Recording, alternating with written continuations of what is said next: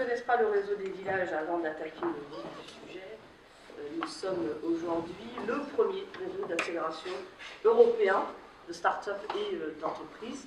Notre fil rouge est évidemment l'innovation, parce que pour accélérer, on a besoin d'innover. Pour gagner un avantage concurrentiel face à un marché qui est parfois sous tension, il vaut mieux innover aussi. Et donc, grâce au réseau des villages by CA, on a aujourd'hui plus de 500 startups qui sont suivies et accélérées. Et on a quasiment 500 partenaires, grandes entreprises, institutionnelles, enseignement supérieur, qui viennent collaborer, qui viennent coopérer pour innover. Autant vous dire que le champ des possibles est extraordinaire. Et d'ailleurs, la semaine dernière, il y avait le Vivatech et on n'était pas peu fiers d'avoir enfin pu, entre guillemets, hacker le Vivatech qui était porté, qui nous interdisait ses portes depuis plus de 2 ans. Et on a obtenu un stand de plus de 150 mètres carrés. On a pu présenter 48 startups du réseau des villages, sachant que le Vivatech est un salon très corporate. Et heureusement, on a de nombreux partenaires, ce qui a permis aux startups qui ne pouvaient pas être sur le stand du village, d'être sur d'autres stands. Donc, on avait Thales qui avait des startups de chez nous, on avait Vinci Énergie qui avait des startups de chez nous. Enfin, grosso modo, on a pu mettre en avant plus de 70 startups, et ça fait quelque chose, parce qu'elles sont évidemment très pertinentes et qu'elles ont réalisé un certain nombre de mises en relation avec des grands groupes, et c'est le sujet de ce soir. C'est très bien, nous on leur permet de rencontrer, mais on veut aussi que la relation se concrétise entre elles. Et on sait, depuis un certain temps, parce qu'on mène un baromètre depuis 3 ans, on sait que c'est pas toujours facile. L'idée de ce soir, c'est de vous présenter ce baromètre, parce qu'on est des gens, on aime bien avoir les pieds sur terre, et bien c'est surtout de faire parler nos partenaires actuels qui travaillent avec des startups et qui expliquent eux-mêmes comment ça se passe.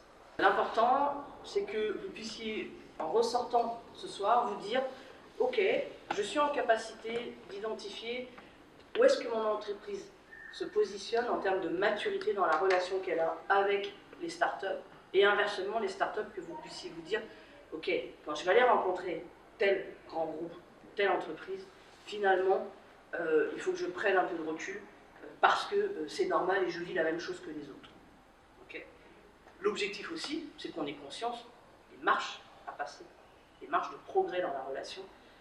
C'est quelque chose qui est assez neuf. L'open innovation qui a été promue par le village quand il s'est créé, coopérer pour innover, notre slogan, c'était déjà il y a 5 ans. Vous imaginez bien qu'entre il y a 5 ans et maintenant, entre guillemets, le monde a évolué. Et les entreprises, évidemment, se sont de plus en plus ouvertes. Et les startups sont de plus en plus nombreuses. Et donc, naturellement, on continue à apprendre ensemble. Je vais inviter nos partenaires et startups qui ont accepté de témoigner, d'expliquer comment ils vivent ensemble leur collaboration. Encore une fois, vous pouvez interpeller, parce que sinon, ça ne va pas être drôle. Et dans nos partenaires et startups qui vont se présenter à vous, nous avons Thales, qui aujourd'hui travaille avec 3 startups de chez nous, entre autres. Il y a d'autres petits POC qui sont en cours avec d'autres, mais en attendant, ce soir, ce qui va être présenté, c'est à la fois Eodine et Thales, leur relation. Yann Guichou ne peut pas être là ce soir, mais on a une petite vidéo à vous présenter. Vincent Verbeek de Thales va expliquer comment le groupe Thales perçoit la relation et comment ils font pour travailler avec des startups. Et ils ont un contexte en plus très particulier, parce qu'il y a une partie de Thales qui est quand même confidentielle, défense, secret défense. Ensuite, parce qu'on a affaire à des start-upers qui ne sont pas forcément du Finistère grâce aux appels à projets de notre partenaire Even. Even va expliquer, avec Philippe, le mec qui se trouve à Annecy, mais grâce aux télécommunications, on va pouvoir l'avoir en visio, en ce moment, qu'est-ce qu'il faut ensemble et comment ça se passe. Probablement que là, il y a une forme d'idylle. C'est pour te répondre. Je pense qu'ils sont encore dans l'étape on s'aime. Probablement qu'il y aura des étapes où on s'aime moins. Et puis c'est pas grave parce qu'ils s'aimeront encore. Enfin, c'est un peu une vitesse, la relation, la coopération. Alors, ce qu'il faut que vous ayez en tête, c'est que le village a été créé il y a 5 ans à Paris. Et grosso modo, la grande vague de déploiement des villages en France, c'est environ entre 3 et 2 ans. Le baromètre, il a été lancé après une action du gouvernement, à l'époque la secrétaire d'État au numérique, qui a dit il faut qu'on pousse les grandes entreprises à collaborer avec les startups, et pour ça on va créer des groupes de travail pour comprendre c'est quoi finalement les grands critères qui permettent de dire qu'on va bien collaborer. Ces grands critères, il y en a 3, la rapidité, la simplicité et la bienveillance. À partir de ces groupes de travail, on a lancé le baromètre, qui a été réalisé 3 ans de suite, et donc là, l'idée, c'est de vous présenter les résultats de la 3e année. Et donc, on va regarder, sur ces 3 critères, où est-ce qu'on en est dans la perception, et ça, il faut qu'on soit vigilant, c'est la perception du côté des startups et la perception du côté des grands groupes. La perception, vous savez que c'est quelque chose qui est finalement assez irrationnel. Et donc, l'idée, c'est, au travers des témoignages, d'expliquer et de pouvoir faire un retour d'expérience réel. Et on n'est encore une fois pas dans les questions, on n'est pas en train de faire un sondage poussé, qualitatif, on est surtout en train de demander aux startups et aux grands groupes, dites-nous comment ça se passe en ce moment, pour qu'on essaye d'adapter soit notre accompagnement, soit les thématiques qu'on va pouvoir porter, soit typiquement des focus sur un certain nombre de sujets. Et vous allez voir, il y en a quand même qui grattent. Avant, parce qu'on essaye quand même d'être un tout petit peu scientifique, avant ça, concrètement, qui a répondu? 61. On est à peu près stable depuis, le lancement. 61 grands groupes ont répondu. Et on a 98 représentants de start-up qui ont aussi répondu à ce questionnaire. Ils avaient les mêmes questions de part et d'autre, d'accord? On a la plupart on va dire des secteurs représentés, même si côté grand groupe, on a beaucoup d'acteurs de l'assurance et de la banque. C'est bizarre, je ne sais pas pourquoi. Et voilà, les acteurs de la banque et de l'assurance ont répondu de manière majoritaire. C'est une boutade. Il s'avère que Capgemini intervient aussi beaucoup, et Capgemini est partenaire de ce baromètre, intervient aussi beaucoup dans le secteur de la banque et de l'assurance. Et ça s'appelle Village by Crédit Agricole, c'est pas pour. En attendant, on a quand même, en termes de start-up, une représentativité assez bonne en fonction des secteurs économiques. Enfin, le dernier point sur les profils, on est sur des startups qui sont plutôt, en termes de maturité, entre 6 et 36 mois, grosso modo. Mais on a bien aussi des représentants de startups qui sont moins de 6 mois et des représentants de startups qui sont plus de 36 mois. Et ça, c'est important que vous l'ayez en tête, c'est qu'évidemment, le rapport et la relation qu'on a avec le grand groupe n'est pas le même quand on a moins de 6 mois et quand on a plus de 36 mois. De la même manière, on est sur des entreprises qui sont, entre guillemets, assez jeunes. Alors, désolé pour les startups, mais 1 million d'euros de chiffre d'affaires, c'est assez faible par rapport aux 2,9 ou 2,7 milliards, par exemple, des mêmes. 2,2 milliards. Naturellement, le rapport n'est pas le même. Mais il faut que vous ayez en tête qu'on est sur des startups qui ont déjà du chiffre d'affaires de manière majoritaire. Ça l'année prochaine avec la vie. Bien sûr. Bon, je vois que Jean-Marie est en France, ça me fait plaisir. Donc ça, c'était pour vous ayez en tête quand vous allez lire les réponses, aussi calibrer, entre guillemets, qualifier ces réponses en fonction des profils. En clair, on est bien dans de l'accélération, un peu moins dans l'incubation, dans les répondants. D'accord. Alors, sur le premier thème, la rapidité. Je pense que ça, c'est assez facile à comprendre la situation actuelle. Et elle a finalement assez peu changé. Clairement, l'échelle temps n'est pas la même entre un grand groupe et une start-up.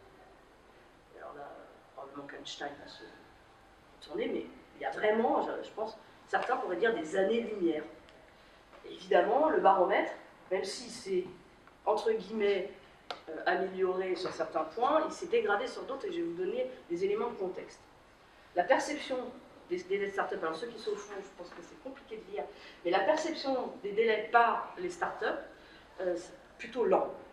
C'est-à-dire qu'ils disent que concrètement, je ne vais pas dire le mammouth parce que c'est pas très sympa, mais les entreprises qui ont plus de 100 ans, elles ont du mal à répondre à l'échelle de temps d'une start-up.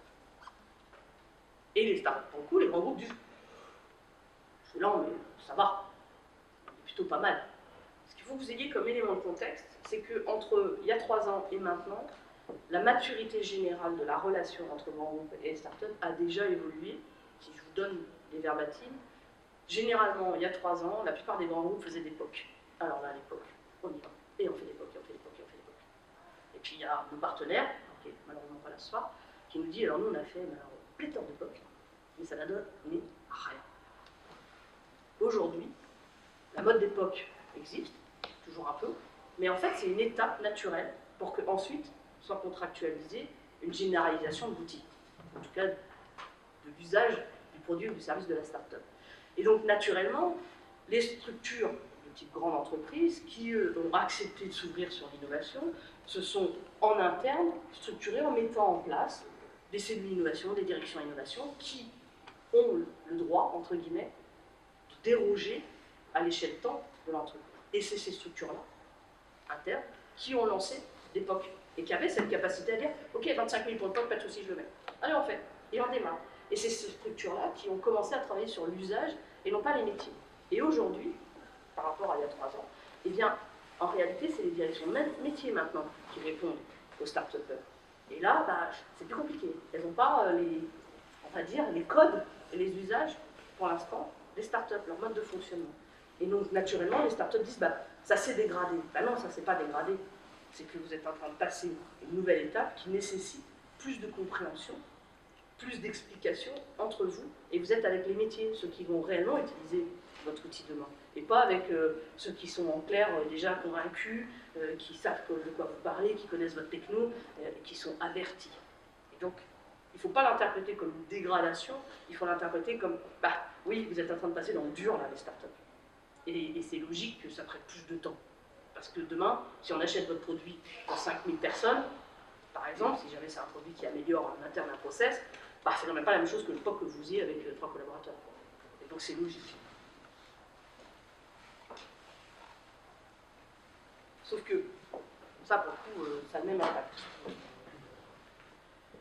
Que ça soit il y a 3 ans ou maintenant, ce que n'ont pas encore complètement réalisé les grands groupes, c'est que le temps, la lenteur de relation, a un impact immédiat sur la trésorerie de la start-up.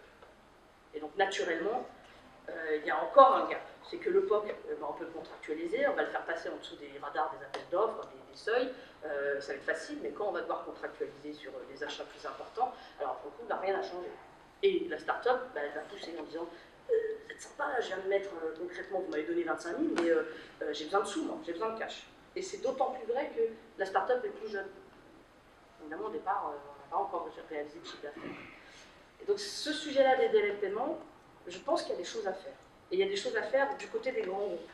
Probablement à ne pas forcément traiter tout de suite une start-up comme un fournisseur. Mais ça veut dire aussi que la start-up est en capacité d'expliquer et de donner des contreparties, on va dire, pour amoindrir le risque de cette relation-là. Je ne sais pas si vous vous souvenez, mais généralement, je vais parler de la banque comme ça, je vais parler de quelque chose que je sais, mais on se plaignait souvent les utilisateurs d'avoir Windows 3.11, alors qu'à la maison, on avait Windows 98. Ben, c'est un peu la même chose pour moi, c'est la même réflexe, c'est que les grands groupes ont choisi Windows 3.11 et n'ont pas choisi d'évoluer très vite parce qu'il fallait vérifier la stabilité et la sécurité du système informatique. Ben là, c'est la même chose. Les grands groupes, ils ont envie de s'assurer que la start-up qui va proposer le produit, elles ne font pas le mauvais choix parce qu'elles vont choisir pour longtemps. Donc, c'est important que les deux puissent prendre conscience de ça. L'autre critère, c'est la simplicité dans la relation. Alors, la simplicité dans la relation, autant il y a 3 ans, quand je croisais certaines grandes entreprises de notre époque, on va dire ça comme ça, elles me disaient « Oula, mais moi, j'ai pas du tout envie d'ouvrir mes portes à des troublions. » J'ai pas envie de leur poser, c'est qui moi, je suis installé je suis leader sur le marché, oui, t'es sympa. Et on a réussi à les convaincre à faire de l'open innovation et de dire venez vous ouvrir, venez vous confronter à ces troublions que certains appellent barbares. Encore une fois, je n'aime pas ce terme, mais en attendant, vous avez peut-être intérêt à vous frotter à eux parce qu'ils ont peut-être des bonnes idées. Et donc, ce qu'on a réussi à gagner comme entre guillemets combat, c'est qu'il y a 3 ans, il y avait une méfiance. Maintenant, c'est une évidence. Les grands groupes savent que s'ils veulent poursuivre leur développement, ils ont plutôt intérêt à collaborer avec des startups et à échanger. Par contre, sur la simplicité des échanges, elle repose sur plusieurs choses. La première, les objectifs. Quand je vous disais que le start-upper, il va penser qu'il faut faire un POC et après on y va et on n'a pas besoin de comprendre comment marche la grande maison, alors que le grand groupe va dire « Oula, mais t'es sympa, chez nous ça ne fonctionne pas comme ça. C'est quoi ton cas d'usage pour nous, pas ton cas d'usage général ?» Eh bien, sur le partage des objectifs, il y a encore des progrès à faire, même si ça s'améliore. Il faut que les parties s'entendent sur le POC, il va servir à quoi, dans quel contexte culturel, dans quel contexte d'organisation de l'entreprise. Est-ce qu'il va être positionné pour améliorer l'entreprise, pour augmenter la gamme de produits? Est-ce qu'on est distributeur, pas distributeur? Qu'est-ce qui se passe après?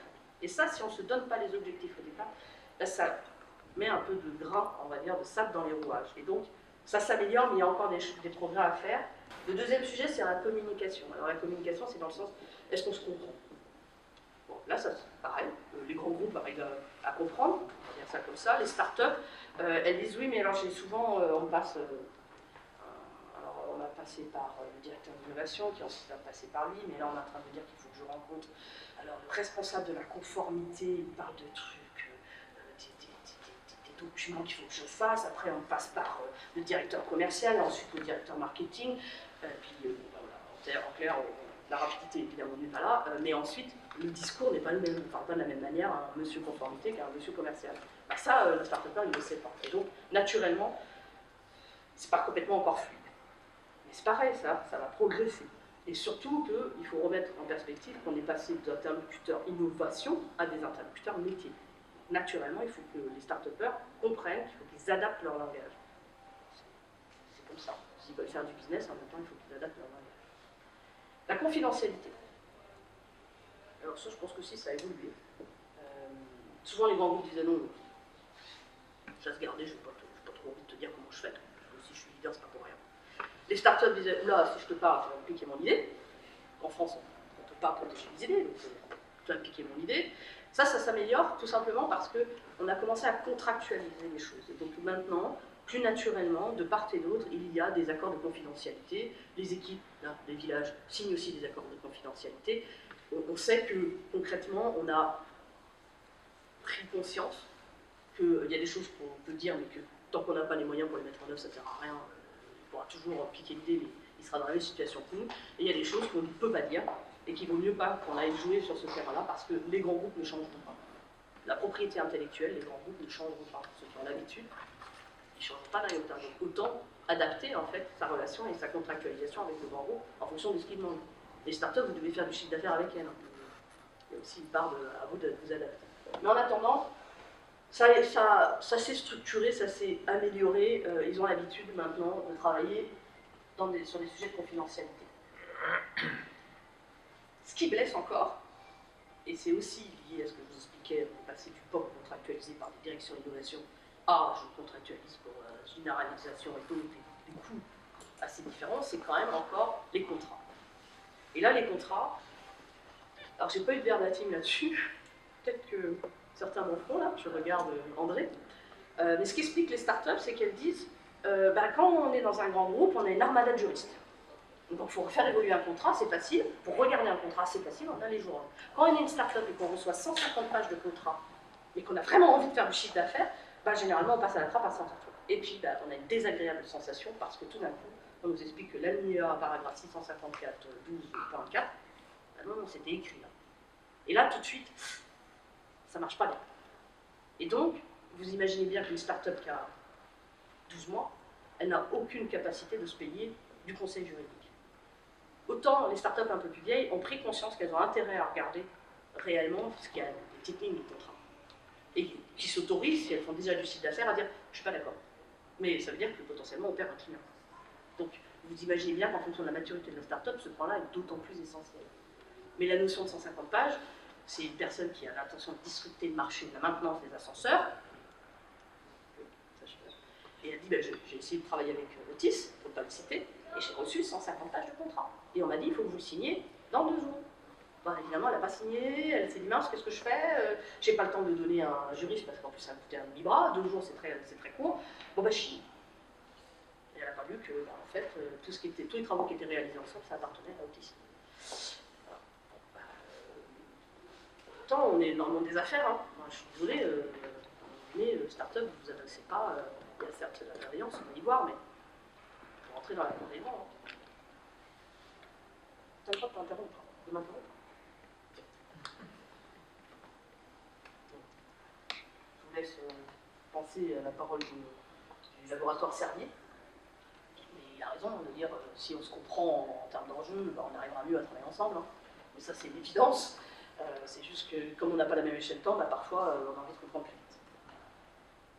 Bienveillance.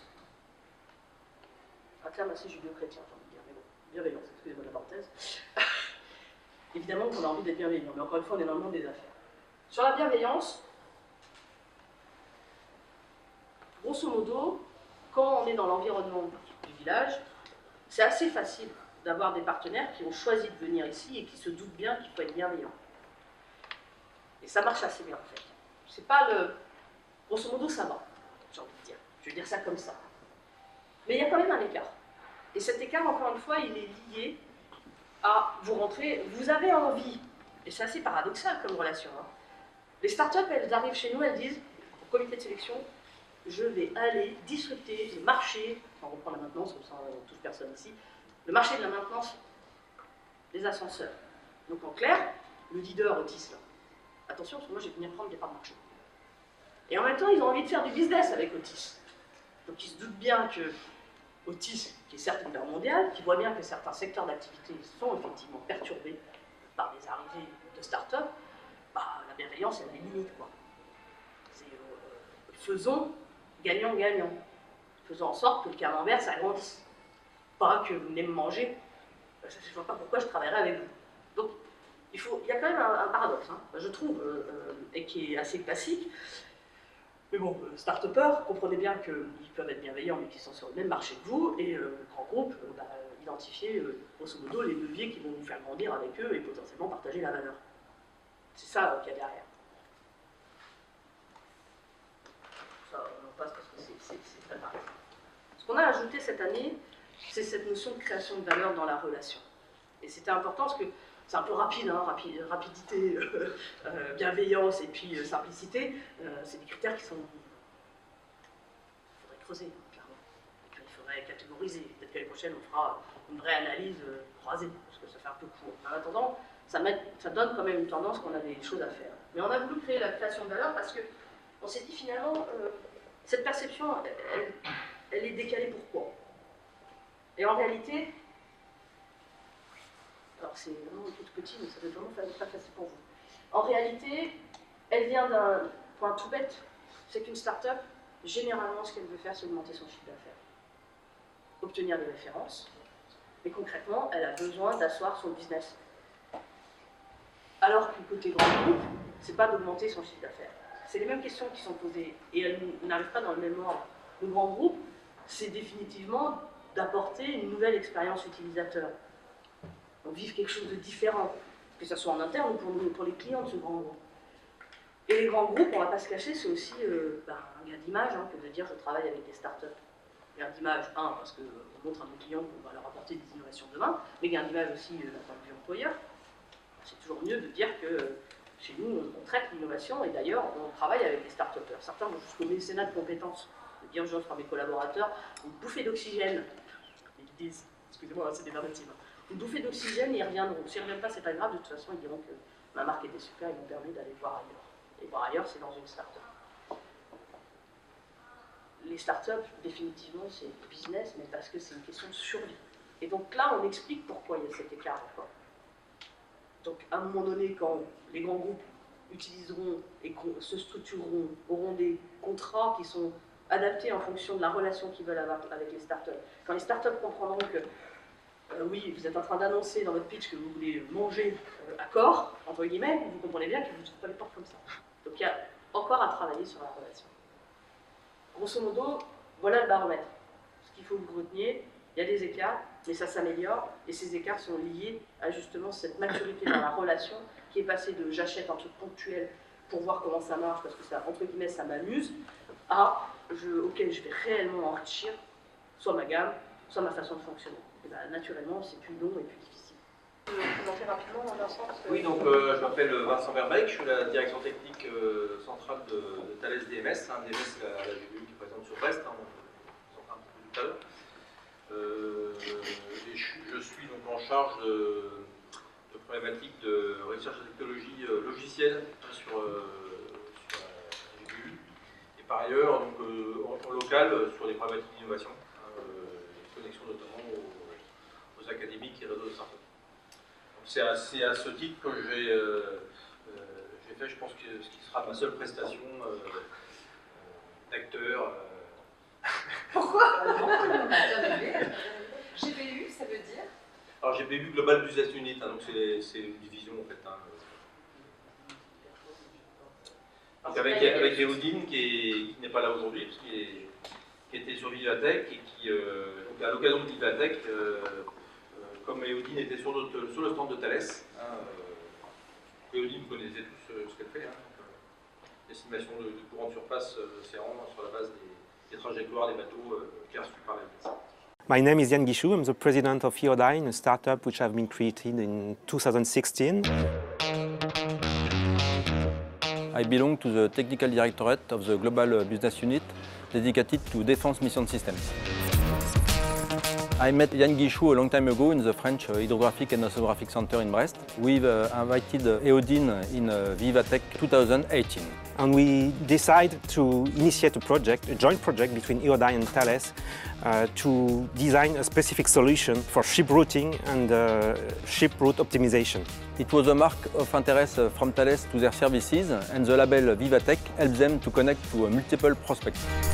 Thanks to Vivatech, we were able to initiate a proof-of-concept project Relative to ship route optimization for energy consumption efficiency, in common with our lab in Palaiseau. In the near future, we expect to be able to sell our product jointly with Thales at international level. We also have several objectives of collaboration for maritime surveillance systems. Concrètement, comment ça marche? Une start-up comme Eodine, comment ça s'est passé? Tu l'as repéré et après? Alors, Eodine, effectivement, comme on a dit, je la connais depuis très longtemps, parce que on a réussi à amener notre PDG sur le site d'Eodine. Il est resté une bonne demi-heure, dans Brisket. Et la première chose qu'il a dit, donc, en sachant qu'on est de Brest, c'est Brest un jour, Brest toujours. Donc c'est vrai qu'il y a une certaine notion de stabilité dans le coin, ce qui fait qu'on se croise, on se revoit, voilà, et puis Eodine, je l'ai vu pousser donc depuis effectivement le temps où on était au centre militaire d'océanographie.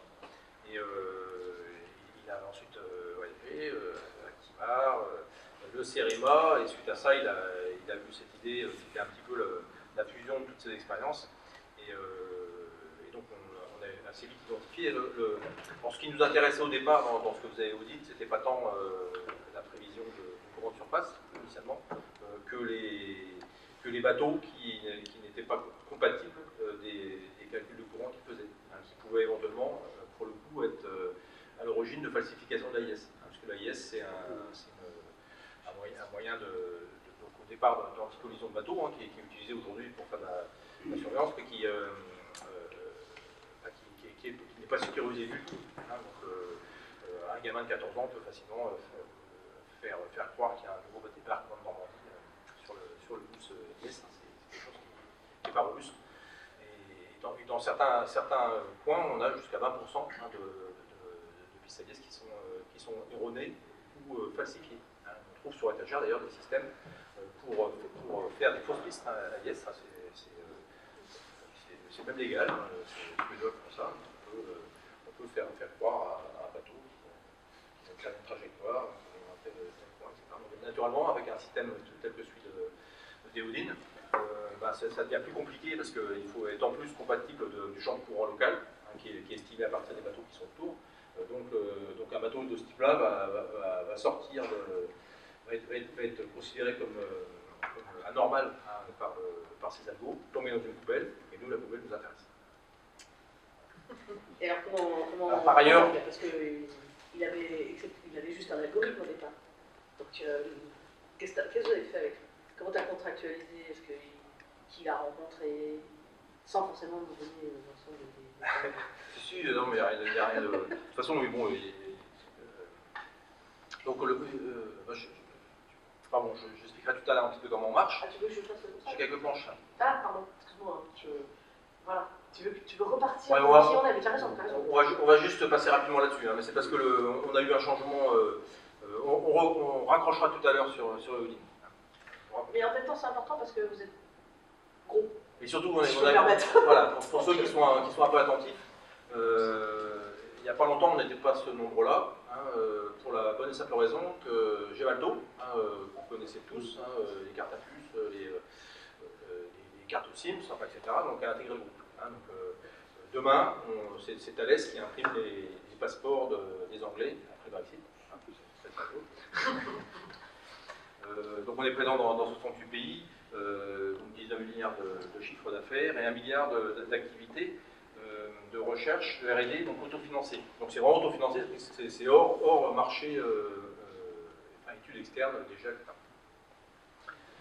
Donc là, on est sur ces domaines-là, donc défense sécurité, donc c'est ce qui nous concerne principalement sur Brest. Aéronautique, ben, si vous prenez l'avion, tous les Airbus, tous les planches de bord à l'avant sont d'origine Thales. Identité et sécurité numérique, donc c'est ce pôle-là qui s'est largement renforcé avec l'arrivée de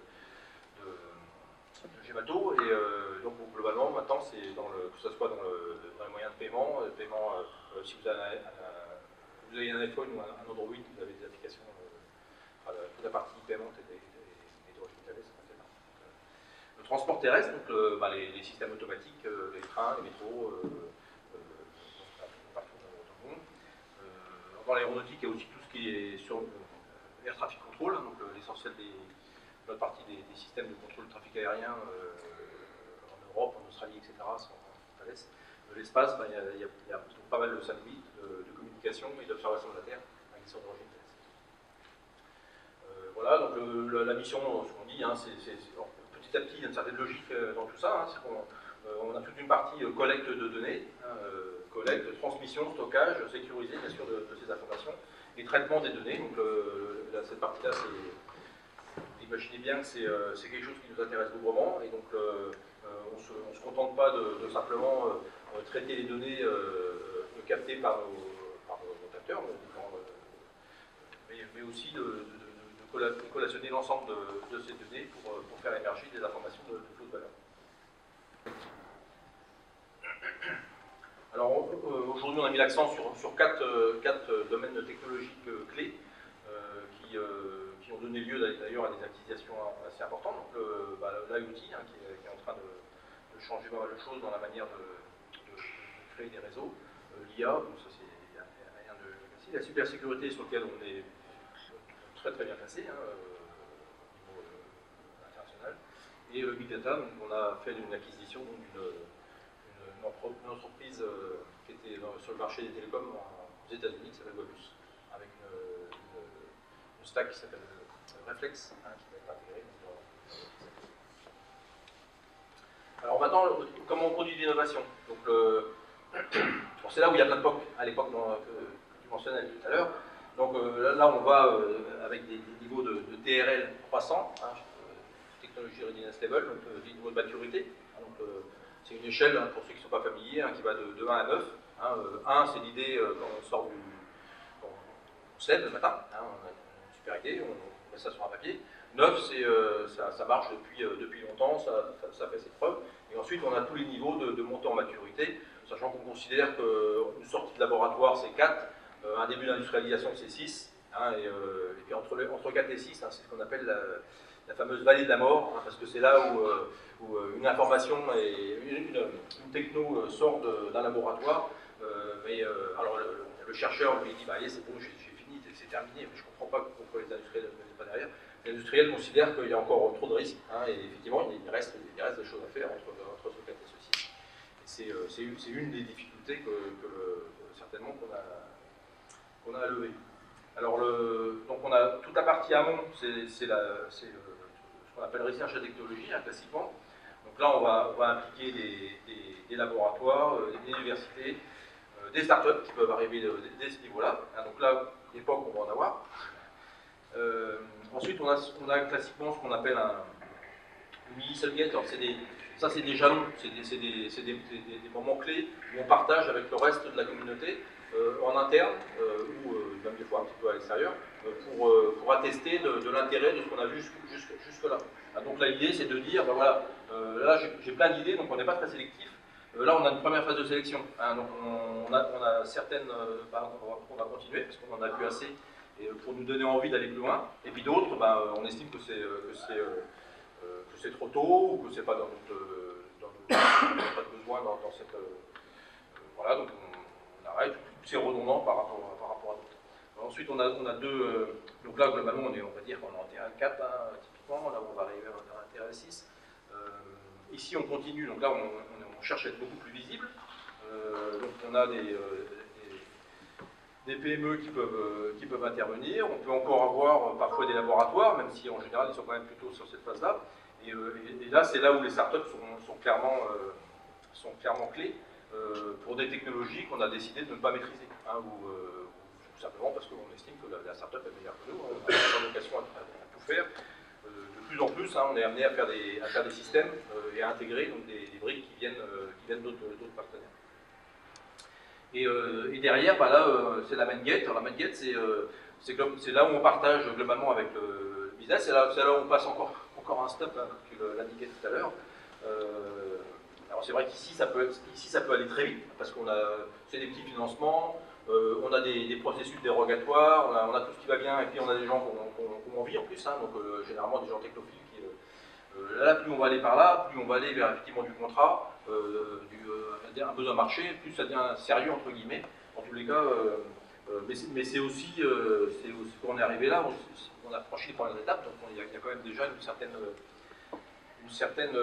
garantie sur la suite des événements. Et puis derrière, donc, on va avoir différents types de fléchage, hein, selon qu'on est purement sur un minimum viable product, hein, c'est la terminologie consacrée. Aujourd'hui à Thales, on a sur Paris, donc dans un espace de coworking qui s'appelle WeWork, donc on a une Digital Factory. Donc là, l'objectif, c'est de nous accélérer nous aussi, puisqu'on a des contrats qui suivent leur chemin, qui sont plutôt sur des technologies avant, je vais te dire, mais on ne peut pas changer tout du jour au lendemain. Donc cette partie transformation numérique, elle est menée à l'extérieur, avec des gens dont c'est le métier, entre guillemets, en tous les cas des équipes qui sont vraiment rompues à ces nouvelles technos. Et donc lorsqu'un projet a été identifié comme candidat à un MVP, il va être accéléré dans cette structure. Et là encore, on peut avoir des PME qui accompagnent le mouvement, celles qui ont été identifiées là et qui étaient dans le POC, et vont se retrouver effectivement à travailler avec les gens de la Digital Factory. Et voilà, après on a des fonctions plutôt orientées services, hein, donc intégrées dans des systèmes, un mixte arboré, on fait encore beaucoup de VAR à Thales. Voilà, puis où ça peut être aussi dans certains cas de figure, c'est le cas de la Digital Factory par exemple, hein, des nouveaux process, une nouvelle organisation de travail. Et Audi, ils sont... Alors oui, Odin, ils sont par là. C'est-à-dire qu'aujourd'hui, Odin, ils sont en train de faire un POC à Palaiso, comme on l'indiquait donc avec... donc à Palaiso, c'est un laboratoire commun. Donc Thales Research et Technologie, qui est juste à côté de Polytechnique, hein, si vous avez l'occasion de vous promener sur le plateau de Saclay. Et là-bas, on a 500 ingénieurs et chercheurs qui font vraiment du travail amont. Donc là, en l'occurrence, c'est sur des problématiques d'optimisation. Hein, donc c'est un labo qui est plutôt en pointe sur ces questions-là. Et donc il y a des travaux qui sont menés avec Audi pour l'optimisation en fait, de la navigation sous contrainte. Hein, donc ça peut être sous contrainte pour plein de raisons, hein, parce qu'on souhaite économiser du fuel, mais ça peut être aussi parce que c'est un convoi ou parce qu'on a des contraintes défense par exemple. Ils n'ont pas passé l'IGA. Non. Voilà. Donc alors on a donc ça commence tout ça, parce qu'on parle des startups, et on a aussi pas mal de startups qui sont issues de laboratoires. Donc on a une vraie stratégie, hein, de coopération avec les laboratoires. Donc ça se traduit par 50 partenaires stratégiques. On a 200 actuellement thèses qui tournent, des labos communs. On en a 3 sur Brest. Hein. Voilà, et ça partout dans le monde. Donc au niveau start-up, l'objectif, hein, c'est comme on l'a indiqué tout à l'heure, d'accéder à l'innovation, parce qu'on a beau être une grosse entreprise, on est quand même fait pour faire des gros systèmes. C'est-à-dire que globalement, pour emmener des systèmes jusqu'au bout, on n'a pas l'agilité d'une start-up. C'est ça qui fait des fois que on peut être un petit peu lent des fois, avoir des faire un petit peu lourd, donc on essaie d'alléger lorsqu'on est sur des phases amont. Mais c'est aussi cette inertie qui fait que des gros programmes peuvent aller jusqu'au bout. Hein, et lorsqu'on est sur des systèmes qui vont être développés sur une dizaine d'années, c'est clair qu'on a besoin aussi de cette inertie. Et c'est aussi des difficultés qu'on a, j'en profite par rapport au texte qu'il y avait tout à l'heure, c'est aussi une des difficultés qu'on a, c'est qu'on a du mal à ségréguer en interne. Encore une fois, ça peut paraître surprenant de l'extérieur, parce qu'on est gros, on a l'impression qu'on a des moyens quasiment et qu'on a des ressources infinies. En fait, non. Hein, globalement, à un moment donné, ça finit toujours par tomber un peu sur les mêmes. Et donc, lorsqu'on a des gros programmes qui ont des difficultés, parce que les gros programmes compliqués ont souvent des difficultés, on a beaucoup de difficultés à sanctuariser des ressources, hein, des ingénieurs sur un laboratoire qui, à un moment donné, était bien dans une bonne dynamique avec en interne avec une start-up pour un produit de dans 10 ans. Si on a un gros programme qui crame, on va se retrouver avec au début, ils vont être préservés, puis à un moment donné, non, c'est plus possible. Il y a besoin d'aller chercher aussi ces ressources-là. Et clairement, on va avoir tendance à sacrifier le dans 10 ans ou le dans 20 ans aux problèmes immédiats, hein, qui sont de réussir à sortir les fesses des ronces sur des programmes en difficulté.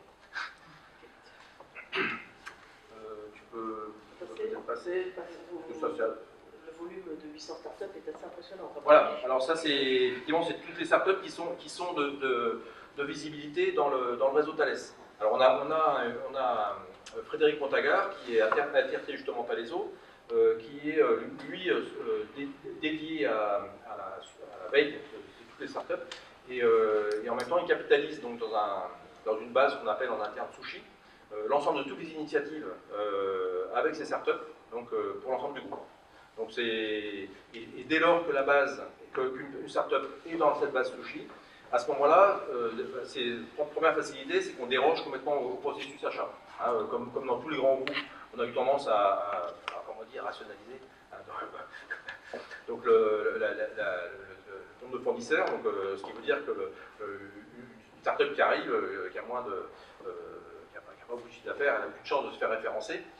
Donc on est obligé de passer par des intermédiaires, etc. Il y en a un notamment à Rennes qui s'appelle Système GIE, qui est d'ailleurs assez efficace pour ça.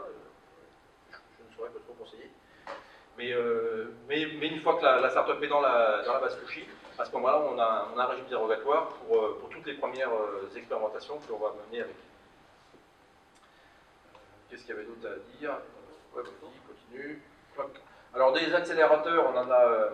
Alors on est partenaire bien sûr du village ici, mais nous sommes aussi donc partenaire fondateur de Starbust, hein, qui est un accélérateur donc, qui est présent dans plusieurs pays. Alors c'est une initiative française, hein, mais qui a essaimé un peu partout. C'est le plus gros accélérateur de start-up dans le domaine de l'aéronautique. Hein, donc il y a globalement tous les. D'ailleurs, on ne voit pas Boeing, mais Boeing, je crois qu'ils sont dedans aussi. Hein.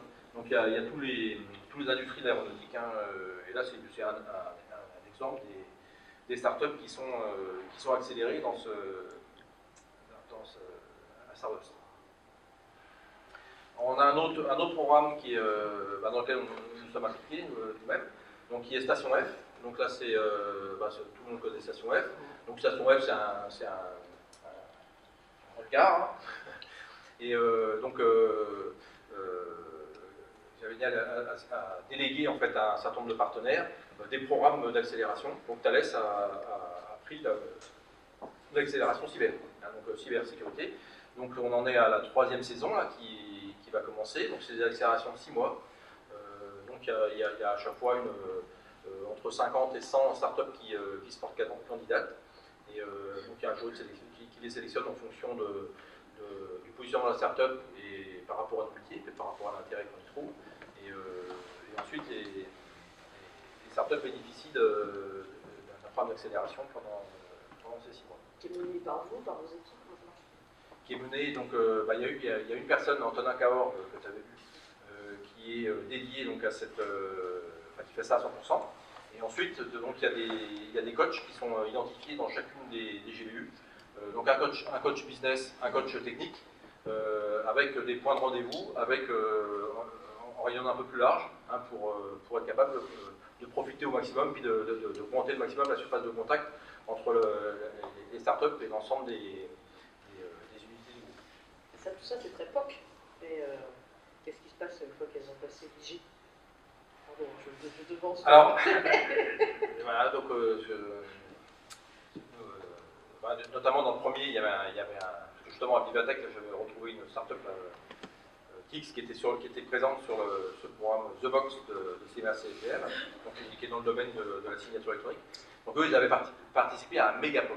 Hein, donc méga POC, c'est parce qu'il y avait 3 startups de la première saison qui avaient travaillé sur une solution système complète en fait. Alors aujourd'hui, certaines ont commencé, certaines sont référencées au niveau achat, donc ils vont déjà, quelque chose de très intéressant aussi, c'est que là, ils ont pu travailler ensemble. C'est-à-dire que des startups qui ne se connaissaient pas ont pu, à cette occasion-là, identifier des complémentarités les unes aux autres et offrir une solution complète qui, pour le coup, avait encore plus d'intérêt vis-à-vis de. Et pour celle que j'ai en tête, Cyberdetect notamment, ils ont pu se faire référencer. Donc là, c'est une offre complète qui rentre au catalogue accessible par l'ensemble des unités. Sur le Megapoc, ils sont toujours en attente. Je crois qu'il y a une décision qui devrait être prise d'ici quelques temps, mais c'est vrai que c'est long. C'est-à-dire que ça s'est terminé il y a un peu plus d'1 an. Aujourd'hui, ils ont été financés pour ces POC, mais là, bon, il y a des choses qui doivent être déclenchées. Voilà, c'est sûr que à l'échelle de Thales, 1 an, c'est pas énorme. Hein, compte tenu du fait que ça inclut le POC, hein, donc il y a quand même eu une phase d'approche. À l'échelle de l'espoir et surtout de l'engouement qu'il peut y avoir dans ces phases de POC, où on a l'impression de toucher il n'y a plus qu'à tirer sur la queue du manège, bah, voilà, on voit le truc qui apparaît.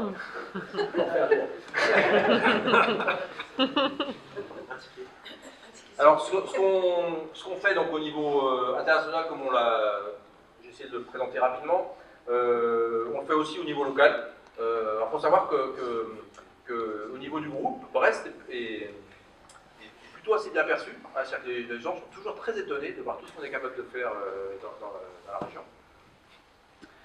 Donc, on a des labos communs avec globalement tous les partenaires académiques.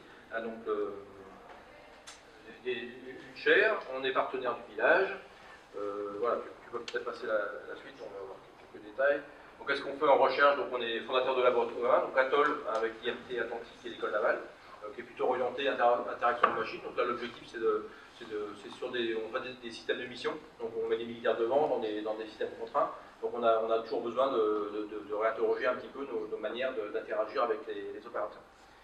Waves, qui est un laboratoire commun avec l'ENSA Bretagne, qui adresse aussi tout le LabSTIC, hein, le laboratoire orienté numérique avec tous les académiques du Grand Ouest. Donc celui-ci, il est orienté autonomie des drones maritimes, acoustique sous-marine et application hyperfréquence. On a un laboratoire, c'est pas DMS qui est dedans, mais c'est nos collègues d'électronique du missile, donc le latéral, avec UBO Open Factory. Donc là, l'objectif, c'est de faire des objets fonctionnels en fabrication additive, en impression 3D. Des jeux 3D sur lesquels on va être capable d'imprimer les circuits. Voilà, on est support de chaire industrielle, donc on a 2 chaires. Hein, la chaire cyberdéfense des systèmes navals, donc qui est à sa 4e année, donc avec l'IMT Atlantique et Navagroup. Voilà, donc cette chaire il y a une dizaine de thèses qui tournent. La chaire Transnum qui commence tout juste, avec l'ENSA Bretagne et l'ISEN, donc qui est qui est un petit peu sur les mêmes thématiques que Wells. Et puis on cherche, on est effectivement bien connecté avec le LabSTIC, donc il y a des programmes régionaux, hein, donc, la région Bretagne est assez dynamique, et notamment il y a le programme SAM, Système autonome en milieu maritime, qui flèche un certain nombre de financements de thèses, qui vont être des thèses qui vont développer par exemple Webs. Voilà. Alors en innovation, donc on est partenaire du village par les Crédits Agricoles. Alors, c'est le seul village dont Thales est partenaire. Pour l'instant. Pour l'instant. Hein, parce que, bon, vous avez vu, il y a des Starbust et Station F assèchent un petit peu les lignes de crédit que Thales avait mis sur le sujet. Mais on n'a pas eu trop de difficultés, on n'a pas eu même de difficultés à les convaincre d'être partenaires du village ici. Donc on suit effectivement trois startups, Eodine, donc, qui était sur nos stands à Vivatech, Exwex, Christophe est là-bas, donc on a semé plein de petites graines puis on est en train d'arroser pour que ça pousse. Hein, donc on espère qu'on va avoir une récolte. Hein. Et puis Watu, donc pareil, hein, qui déploie donc une technique qui nous intéresse. Donc là aujourd'hui c'est pareil, tout ça c'est encore, on est encore dans le jardinage. C'est encore très en amont en fait comme relation sexe. Oui. Tous ne l'ont pas passé l'IG. Non. D'accord. Voilà, on a un design center qui est de l'autre côté. Si vous allez sur le parvis, tout en haut, il y a c'est un espace d'innovation, hein, je vais en dire deux mots, et on est dans une offre de service croisée hein, avec le village Bastia, c'est-à-dire que les startups qui sont hébergées ici ont accès donc, à un certain nombre en tous les cas, le village a à sa disposition un certain nombre de jours d'ateliers de design thinking, donc dans le design center, avec l'animateur qui est Thales, hein, qui est rompu donc, aux pratiques de design. Il y a un moyen de mettre en relation donc l'académique, PME et grands groupes. Donc la présidence est de nouveau présidence Thales, hein, vous avez pu le voir dans les journaux, donc c'est la directrice du centre des établissements de Brest, Marie-Josée Véron, qui est présidente du pôle mer Bretagne Atlantique. Et on a une personne qui est mise à disposition, donc à 50% plus sa création. Alors, moi-même, j'y ai été pendant 4 ans. J'en ai 12 ans, et donc là, maintenant, c'est Stéphane Choron qui est à sa place. Et donc, nous avons aussi des actions au sein du pôle image et réseau, donc avec un membre au CA, et puis il y a aussi une personne qui est au comité de sélection de validation. Et nous suivons les actions du campus mondial de la mer. Voilà, je pense que c'est pas terminé. Voilà, c'est juste notre design center. Donc, un des intérêts du design center, c'est qu'eux aussi fonctionnent en réseau. Et c'est la possibilité, donc les animateurs de ces design centers se connaissent les uns les autres. Hein, et donc, c'est aussi un moyen d'accéder à l'international à d'autres marchés. Je prends par exemple le maritime, Singapour, on a un design center, il y a un innovation hub qui est juste à côté de l'aéroport, à Changi, avec des interactions fortes avec le milieu académique de Singapour. Et on en a un qui va ouvrir là, bientôt à Dubaï. Dubaï, oui. Voilà, ça va être bon. Ok. Attends, je peux répondre à toutes les questions que tu veux. Bien sûr.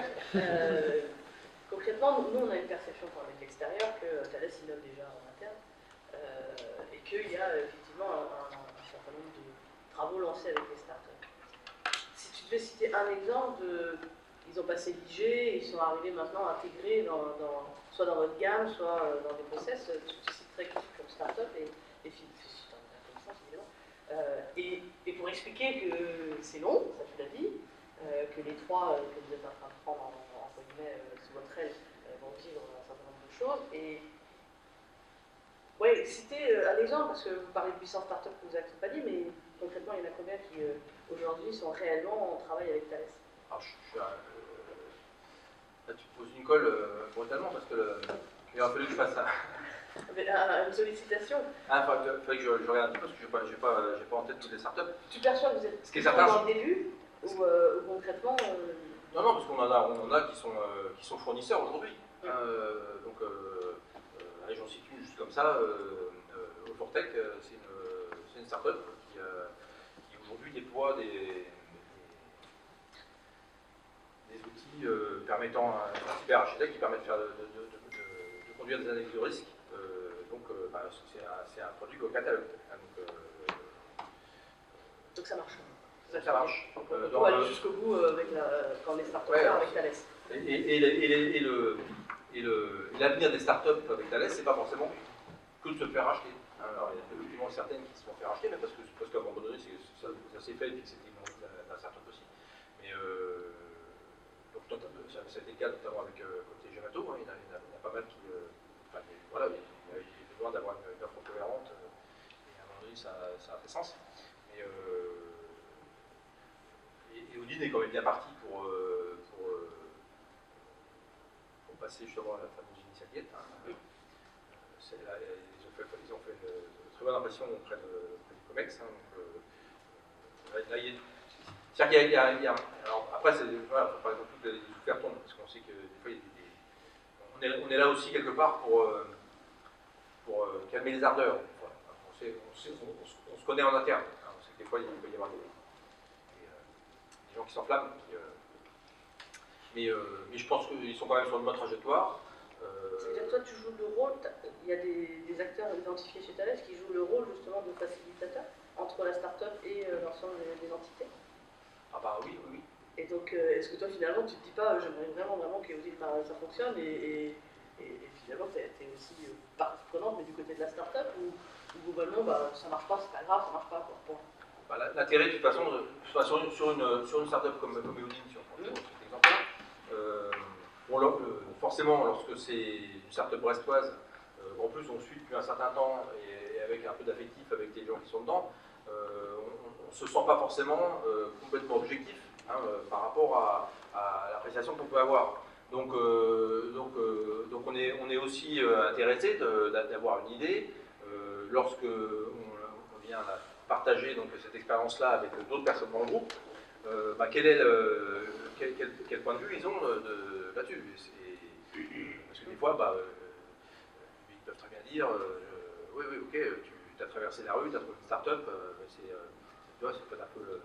Donc là, non. Hein, donc là, l'intérêt, c'est justement d'avoir cet avis externe et l'autre qui manifeste un réel intérêt pour la start-up. Et puis là, derrière, ça nous redonne d'autant plus de légitimité pour continuer à pousser. Mais il y a un travail d'accompagnement aussi en interne chez nous pour d'une part bien comprendre ce que fait la start-up, d'autre part, on est censé bien comprendre ce qu'on fait au sein de Thales, mais vous avez vu tous les métiers qu'il y a, donc on est même si on a un vernis plus ou moins épais sur l'ensemble des activités, on ne connaît pas tout. Donc il y a besoin donc là il y a des relais, il y a des réseaux qui marchent plutôt pas mal, hein, avec des gens qui sont en connexion, donc on peut activer assez facilement, donc ça c'est plutôt rapide. Hein. Voilà. Il y a beaucoup de services après-vente. Si tu devais résumer la perception de Thales sur la relation avec les startups, tu dirais quoi pour conclure? En un mot?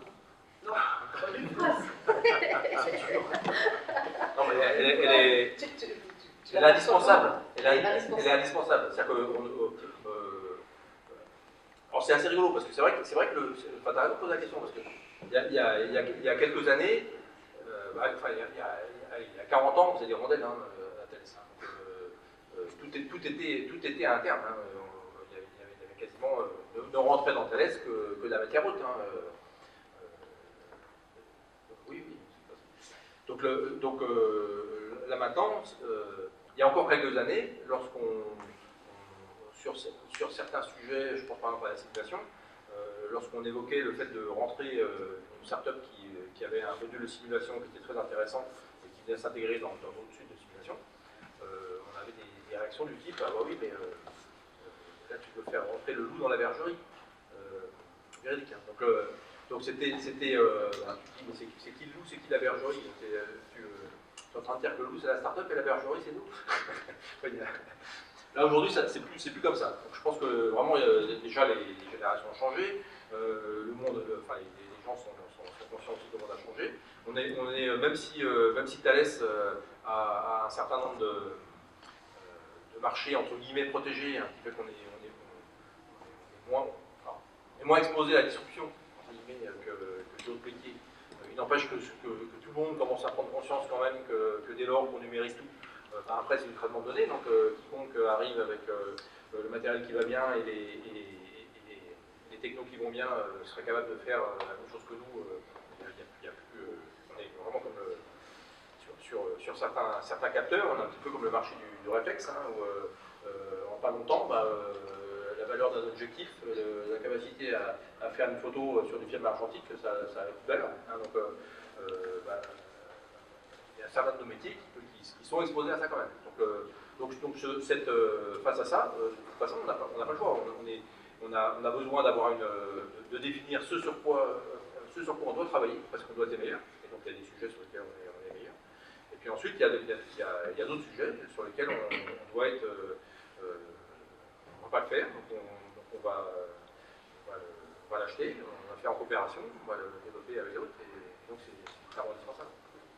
Et en plus, il y a plein d'idées qui viennent de l'extérieur, on n'a pas. Hein, donc si je résume, c'est pas trop rapide, mais bon, finalement c'est comme les autres. Simple quand on connaît le groupe et quand justement on a la chance d'avoir ces dispositifs-là, malgré tout. Avec en plus des systèmes sur la contractualisation qui permettent de dérouler. Ouais, ça devient de plus en plus simple. Voilà, donc simple. Bienveillance, ça je pense que c'est difficile pour toi de le dire, mais c'est peut-être plutôt aux startups de le dire, tu pourras le dire, Oui, si bienveillant ou pas, même si, encore une fois, je trouve que c'est toujours, je pense que c'est des tripes, je pense qu'on est toujours bienveillant, je pense que l'être humain est quand même bienveillant, même si économiquement, je regarde certains acteurs, on n'est pas dans le monde des bisounours, là je regarde Audrey, mais concrètement on est quand même bienveillant. Oui, je fais des petits clins d'œil à chacun. Et sur la création de valeur, vous n'êtes pas sur une question d'image, vous êtes plutôt sur une question d'apporter des services complémentaires et des choses complémentaires à vos clients sur des domaines bien choisis. Est-ce que j'ai bien résumé? Ouais, on n'est pas. Non, on n'est pas. Il y a faut être clair, il y a la DGA qui pousse beaucoup aussi, hein, donc, même s'ils n'étaient pas là, on le ferait. Mais c'est sûr qu'on ne peut pas nier non plus que dans certains gros PEA, etc., il y a nécessité d'avoir des PME, des startups, et ça c'est quasiment mandatory aujourd'hui. Tu l'as dit, Le fameux pacte PME, la DGA, etc. Je voulais savoir si tu avais la conclusion, mais savoir s'il y avait des gens qui avaient des questions pour Vincent, sachant qu'évidemment, et Olivier n'est pas là. Oui, Arnaud. Une petite question, avec tous ces délais d'analyse, etc., que vous pouvez vous permettre d'avoir, notamment une start-up, vous ne craignez pas que l'innovation, finalement, en soit plus lourde, surtout avec la concurrence internationale? Comment vous le gérez? Oui, c'est sûr qu'on doit bouger plus vite que nos concurrents. Alors, je pense notamment aux pays comme la Chine qui, eux, vont très vite parce qu'ils ont des capitaux assez importants, ou aux États-Unis notamment. Je pense que vous êtes en concurrence sur quelques domaines. Alors, il y a certains. Alors, ça dépend un petit peu les domaines. Si on est sur, par exemple, côté identité numérique, etc., Gemalto, ils étaient. C'est ça aussi qu'on intègre quelque part chez nous. On espère qu'on ne va pas les ralentir. Ils avaient un coup d'avance par rapport à Thales sur tous ces sujets-là. Donc eux, ils étaient quand même segmentés par domaine finalement assez petit. Ils sont plutôt bien positionnés, y compris par rapport aux Chinois. Hein. Les Chinois, ils vendent aux Chinois. Et donc eux, globalement, ils sont dans la course. Nous, c'est vrai que sur les marchés de défense, déjà le marché de défense en lui-même, il n'a pas la vitesse. Voilà, donc on peut, même si on court plus vite, de toute façon, à un moment donné, on va à la vitesse de nos clients favoris. Mais oui, on est, de toute façon, on sait qu'on doit changer. Hein, on a dit tout à l'heure qu'il y avait de toute façon des besoins de changement d'organisation, de process, etc. Donc c'est la raison d'être de la Gigafactory à Paris. Hein, il y a 200 personnes qui bossent. Donc on doit se transformer pour aller plus vite parce que même si on est certainement moins exposé que d'autres, on n'est pas à l'abri à un moment donné de se faire attraper et d'être dépassé. D'autant plus que sur toutes les technologies du numérique, Moi quand j'ai commencé à travailler, tout ce qui était soft, ça venait du militaire. Hein, donc globalement, ça arrivait d'abord dans le militaire, c'était en France aussi. Hein, et puis ensuite, à un moment donné, ça arrivait dans le civil. Donc le militaire était toujours à la pointe de tout, y compris dans le logiciel. Aujourd'hui, c'est plus ça. Enfin, ce que je dis souvent, hein, on est un peu comme un petit insecte, on saute sur des chevaux qui sont lancés au galop, qui vont dans une direction qui n'est pas forcément la nôtre, avec des technos qui bougent très vite, alors que nous, nos systèmes, dans 30 ans, on est censé encore... Aujourd'hui, on est toujours sur ces modèles-là. Hein, du fait On ne construit pas un Rafale en 2 mois. Donc, ah non, et puis on a de toute façon toujours des coûts de qualification qui sont énormes. Si on prend par exemple sur l'avionique, hein, donc dans une console d'un Airbus, les technos qui sont dedans, on maîtrise tout. Hein, là, on maîtrise les compilateurs, il y a zéro cops. Hein, parce que globalement, le marché de la jolie impression 2D pour un pilote, c'est pas le marché de la 3D des gamers.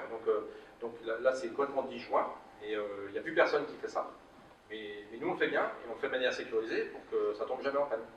Et c'est ce qui fait qu'un d'avion vole, c'est ce qui fait qu'on vend des systèmes.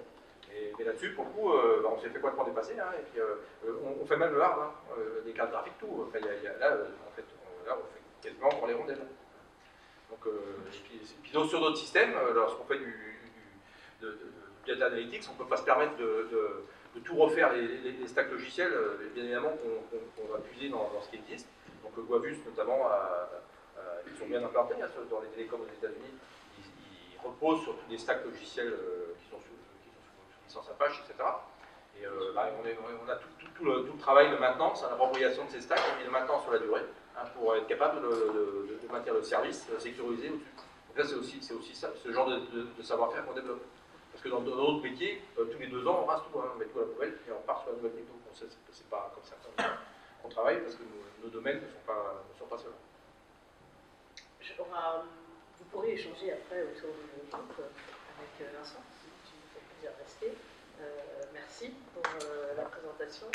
Bon, alors déjà, quelques mots sur la société. Vous verrez un peu mieux comme ça, un peu comment peut s'articuler la relation avec des grands mots. Donc, nous, on fait de la météo, principalement, et de la météo sur des systèmes qui sont complexes. Quand je parle système, c'est des systèmes météorologiques. Et donc qui vont impacter toutes les activités qui se font. D'ailleurs, ça impacte toutes vos activités d'une façon ou d'une autre. Parce que personne n'est surpris, hein, comme je dis souvent, par l'arrivée d'un cyclone. Mais tout le monde est surpris par ce type de système. Ça peut pourrir vos vacances, accessoirement, quand il y en a trop. Dans le grand public, ça s'appellera un orage. Sur un certain nombre de régions, ça s'appellera des systèmes collectifs. Et pour des pilotes, ça s'appellera des cumulonimbus. Enfin, c'est toujours la même chose. Et ça génère énormément de problèmes. Et je dirais que c'est sur cette apparente niche que la société est née. Donc voilà, bon, là c'est juste pour rappeler ce que c'est qu'un système collectif. Hein, voilà, c'est l'enclume que vous voyez l'été, qui va générer des circulations très importantes et des vents très forts, notamment sur la surface, des précipitations très importantes. C'est aussi ce qu'on appelle les lignes de grain pour les Bretons qui naviguent. Voilà. Donc ça va parler. Et ça, effectivement, ça impacte toutes les couches de l'activité civile et militaire et industrielle de la planète.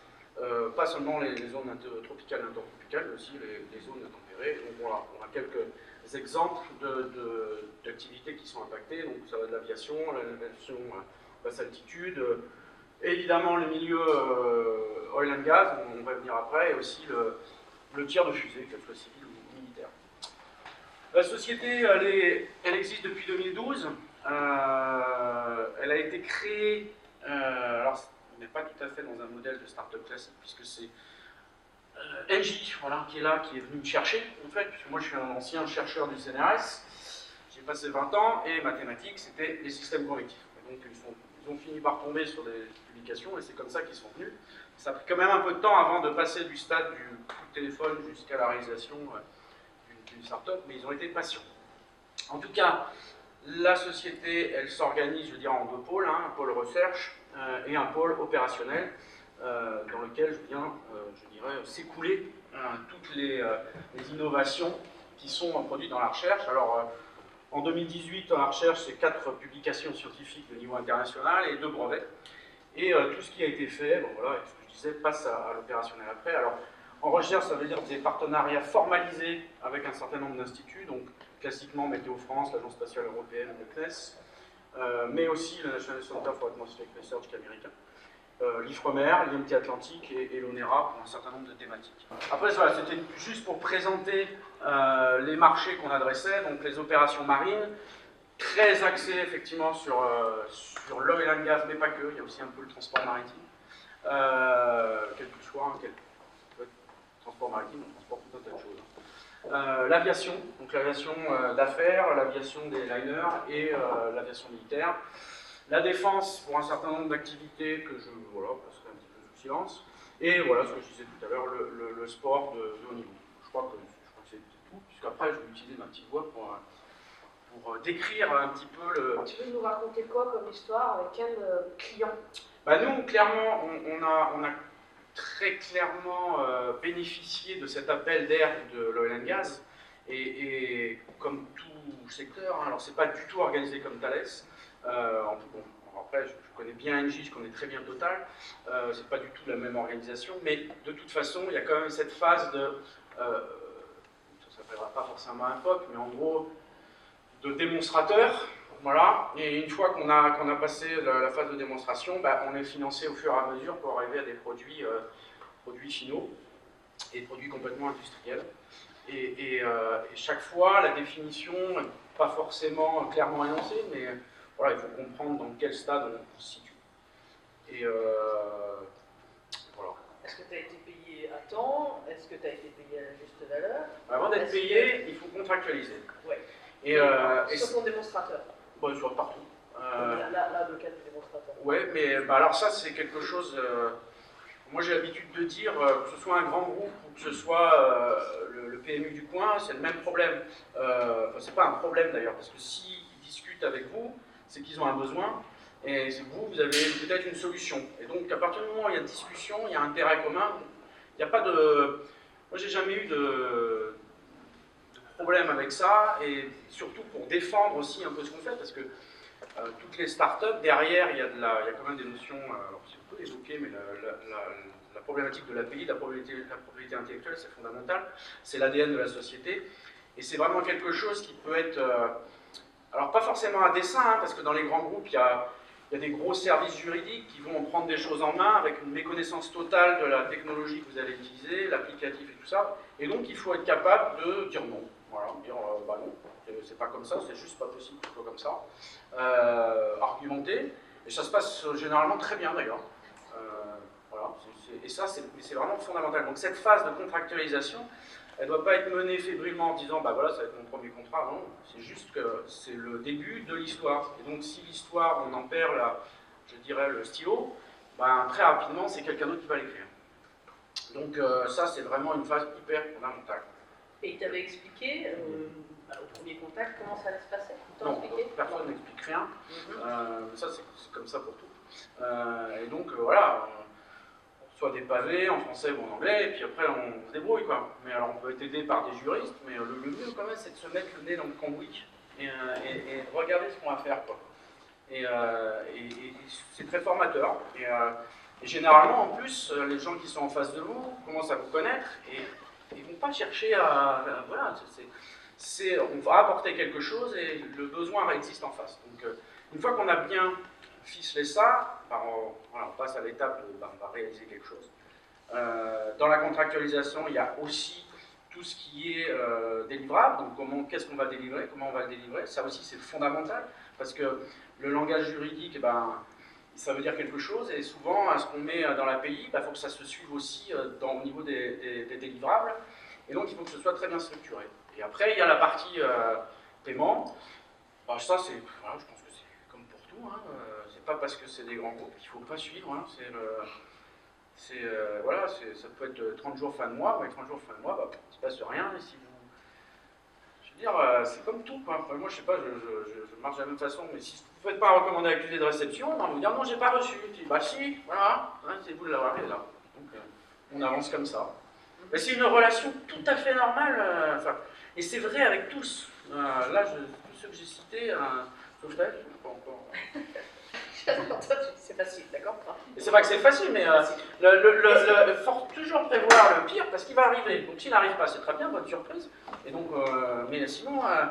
Ils sont venus le chercher? Oui, c'est NJ qui est venu. Mais, oui, mais NJ, c'est pas Total. Non, alors Total, je ne me rappelle plus. Parce que la différence, c'est qu'on est quand même rentré dans un monde où aujourd'hui, il y a beaucoup de salons sur lesquels les startups se présentent, et puis j'ai l'impression que tu n'as pas vécu ça. Non. Et le parcours du combattant a rencontré la bonne personne parce que tout d'un coup j'ai vu passer le directeur de l'innovation, il m'a repéré et en fait mon métier il n'est pas du tout pour le directeur de l'innovation et c'est là où il y a la galère de acheter mon produit. Bah là c'est que du réseau. En fait, que du réseau. C'est des petits réseaux, alors surtout l'oil and gas, c'est vraiment un tout petit monde. Et les décideurs, il y en a une dizaine, et puis après il y a les sous-décideurs, voilà. Et une fois qu'il faut rentrer, puis passer de compagnie en compagnie, voilà, demain je pars chez Shell. Voilà, et ben, ça a mis ce temps, mais j'ai fini, comme tu dis, par trouver le bon contact à une réunion de travail sur un autre projet. Et pouf, il dit ouais, c'est super ce que vous faites, il faut absolument que vous veniez. Voilà. C'est comme ça que ça se passe. Oui, mais ok, un salaire un peu éduque, vous compreniez? Ouais. Parce que tu avais les métiers en face? Oui, et ouais, parce que en fait, là, ce qu'il y a, c'est que le système convectif, c'est quand même la merde pour. C'est un peu dire, mais pour tout le monde, c'est un énorme problème. T'as personne d'autre en face de toi, de concurrent? Non, tout le monde, tous les grands groupes qui font de la météo se disent capables de faire du... Et c'est pour ça d'ailleurs que c'est facile de discuter avec un groupe, parce que ça fait 20 ans qu'on leur vend du rêve, et 20 ans qu'ils n'ont rien, quoi. Et que ça leur coûte très cher. Donc ça leur coûte très cher dans le service en soi, mais ça leur coûte très cher derrière en pertes humaines, parce que ça génère des pertes humaines, et des pertes matérielles qui sont colossales. Donc oui, quand on arrive et qu'on leur montre quelque chose qui marche, bah, les portes, elles ont tendance à s'ouvrir. Et Météo France, ils t'ont perçu comment? Ah bah, moi, je vous connais très bien, mais tout France. Oui, de mon passif, non, ça se passe bien, parce que... Ils n'ont pas dit, oula, ils nous piquent notre métier. Mais non, bah, Météo France... Là, tu le cites en partenaire, Météo France. Oui, mais eux, Météo France, ils ont une mission, c'est sur la métropole. Nous, on n'a aucune application, par exemple, sur la métropole. C'est tout sur le reste du monde, et ça représente 99% de la planète. Donc, on n'est pas du tout sur les mêmes thématiques. Et d'ailleurs, on travaille ensemble, parce que sur le golfe de Guinée, on a fait des choses ensemble. Avec Météo France aussi. Change quand même un peu de sujet, parce que c'est trop facile. On a l'impression que c'est toi qui as la main par rapport à des grands groupes comme Total, parce que tu as un produit très différenciant. Ouais. Comment tu as fait pour déterminer ton prix? Parce que quand on est chercheur... Alors attends, juste, je te demande, tu as vu qu'elle prend un malin plaisir à poser des questions pièges comme ça, sans nous avoir prévenu. Donc, non, mais c'est bien, on aurait dû faire journaliste. Ouais. C'est qu'on peut apporter du contenu à nous, tu vois, ouais. c'est important. Ouais, alors le prix, ça c'est... Comment tu as fait? Parce que c'est tu n'étais pas du milieu de l'oil and gas, on sait que généralement ce sont des compagnies qui se portent plutôt pas trop mal, avec des enjeux en ce moment un peu forts, mais comment tu détermines un prix face à eux? Alors, déjà... Et qui, quand il est donné, tu peux pas vraiment revenir dessus, quoi. Hein. Ça marche pas comme ça. Si, je fais aussi ça. À la hausse? Oui. Ah, il va falloir que tu racontes ça. Bah non, mais, parce que... mais non, mais après, tout se justifie. Non, alors pour le prix, on est quand même dans un marché extrêmement particulier, donc qui est celui de la donnée météo. Et c'est un marché qui est extrêmement structuré au niveau mondial. Et donc, il y a une balance de l'offre et de la demande. Et on sait exactement combien coûte un bulletin dans le monde occidental et en Asie. Voilà. Donc après, comme dans les groupes, de toute façon, ça finit toujours, la majorité du temps, chez un acheteur. L'acheteur, lui, il ne connaît rien. Il va dire, ah, bah, attendez, pourquoi là c'est tant et là à côté c'est tant, voilà. Oui, mais il y a la valeur ajoutée. Ouais, mais non, pourquoi? Voilà, donc les prix... Après, c'est dans les services ajoutés, par rapport aux standards, qu'on peut changer les prix. Mais on ne peut pas faire des choses délirantes. Toi, tu as la réponse. Même si je n'ai pas prévu ta question, tu as la réponse, c'est que... Mais donc ça veut dire que tu savais quel était le prix effectivement du bulletin. Oui, bien sûr. Et entre le POC et la généralisation, le POC généralement c'est plutôt au forfait. Ouais. C'est là où les startups parfois mettent trop de jours pour essayer de convaincre le client et donc se retrouvent dans des cycles financiers et dans des affaires appliquées. Et il y a une très grosse différence dans l'achat ensuite de licence, si je résume. Parce que là, tu savais déjà, tu as investi, comme on dit, surinvesti, mis un pied dans la porte. Le POC t'a coûté plus cher que ce qu'il t'a rapporté. Non. Bah non. Pas de dette, donc.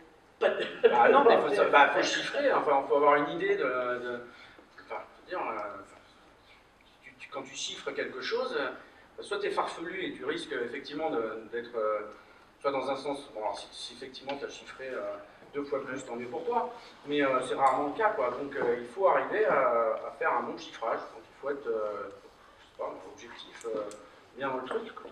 Et après, de toute façon, il faut avoir anticipé en se disant, ouais, mais combien je vais pouvoir le vendre, ce service?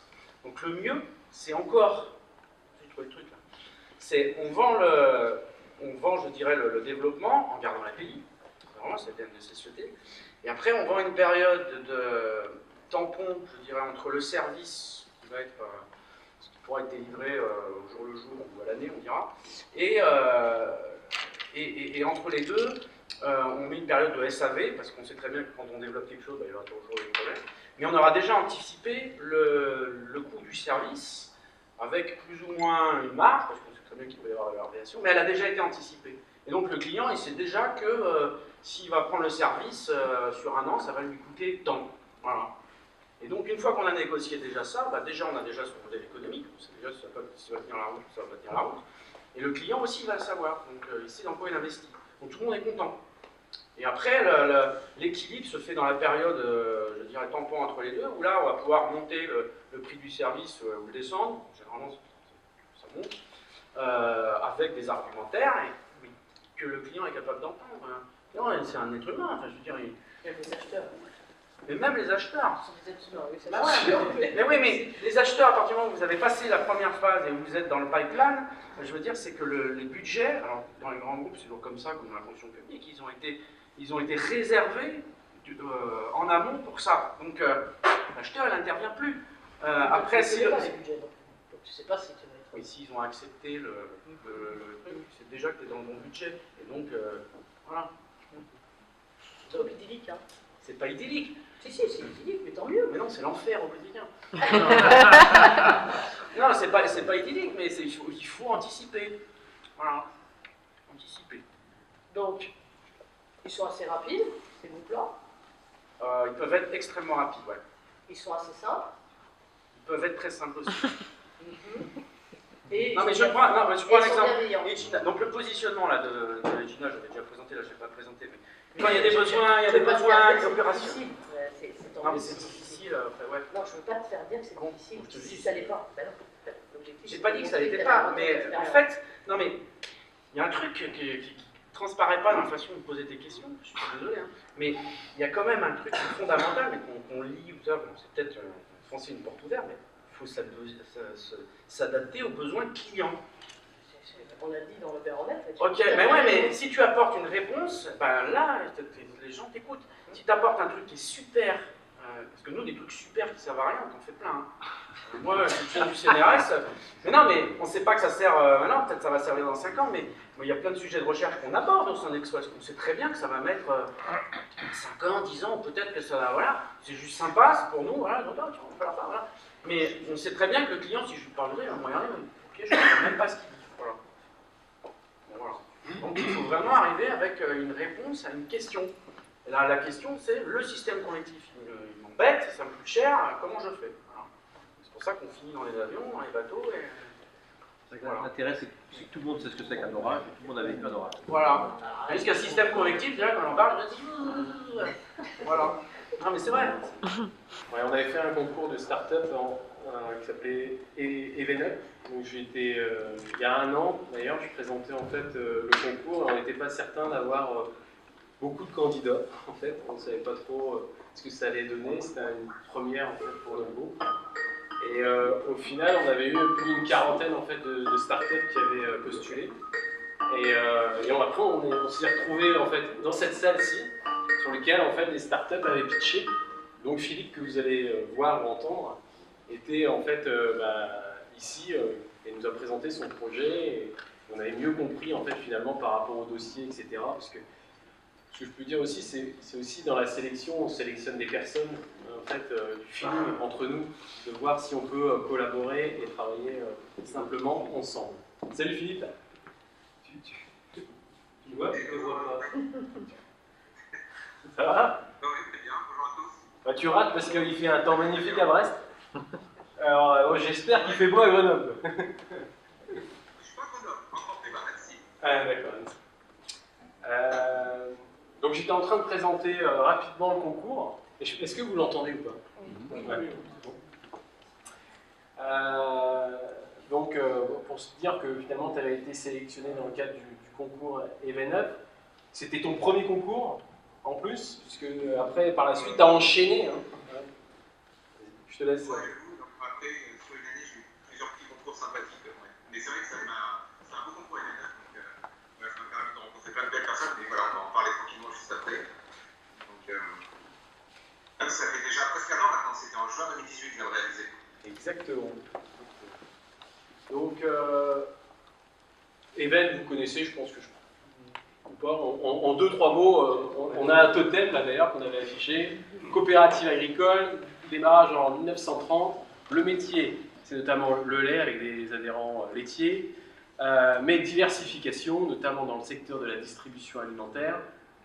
Donc un pôle laitier très fort, de la distribution alimentaire.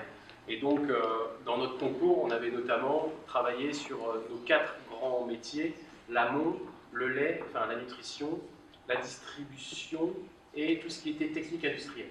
Et donc, Philippe, il avait gagné dans la catégorie distribution. Puisqu'en fait, tu vas expliquer un peu ton modèle économique de Flyme. Ça marche. C'est à mon tour? Ouais, c'est à ton tour. D'accord. Donc bonjour à tout le monde. Donc voilà, Philippe Lemaître. J'ai lancé cette plateforme Flyme il y a un petit peu plus de 2 ans. Donc Flyme, c'est quoi? C'est une plateforme en fait, qui va faire le lien entre les sites d'Orsay et les plateformes e-commerce qui proposent du drive ou de la livraison. En gros, on va travailler avec les mastodontes de la recette comme Marmiton, 750 grammes, etc. Et en un clic, on va transformer tous les ingrédients de cette recette dans les justes quantités en un panier de courses tout prêt à être acheté chez Leclerc, Auchan, etc. Donc voilà, il y a tout un tas d'innovations qui se met autour. Là, on est en train de travailler avec la commande locale avec Google, avec Airbnb pour proposer des packages de location, appartements plus le frigo rempli. Voilà, des très belles choses qui se mettent en place petit à petit. Et avec les marques, on propose pas mal de choses. On propose par exemple le fameux placement de produits. Donc, je prends un exemple, c'est si je prends une recette sur Marmiton où il y a du beurre, bah, typiquement le paysan breton va apparaître en premier. Donc on place le produit. Ensuite, on propose également ce qu'on appelle la marque blanche. Donc là, on travaille avec des grandes marques également. Donc typiquement, que ce soit Nestlé, on va installer en fait Flyme en marque blanche chez eux. Donc c'est comme si on était chez Marmiton. Sauf que là, l'avantage pour la marque, c'est que les ingrédients de la recette sont vraiment bloqués sous les produits de la marque. Et enfin, on travaille également avec la troisième solution qu'on propose aux marques, c'est tout ce qui est le couponing. Donc ça, c'est pas encore tout à fait prêt. Mais typiquement, le but, c'est que les marques, donc paysans bretons, pourraient nous dire, bah voilà, on lance un budget de 50 000 € de coupons de 1 €, et nous, en fait, Flyme, on va le reverser en cashback pour les clients. Voilà, et donc voilà, c'est une belle aventure depuis 2 ans.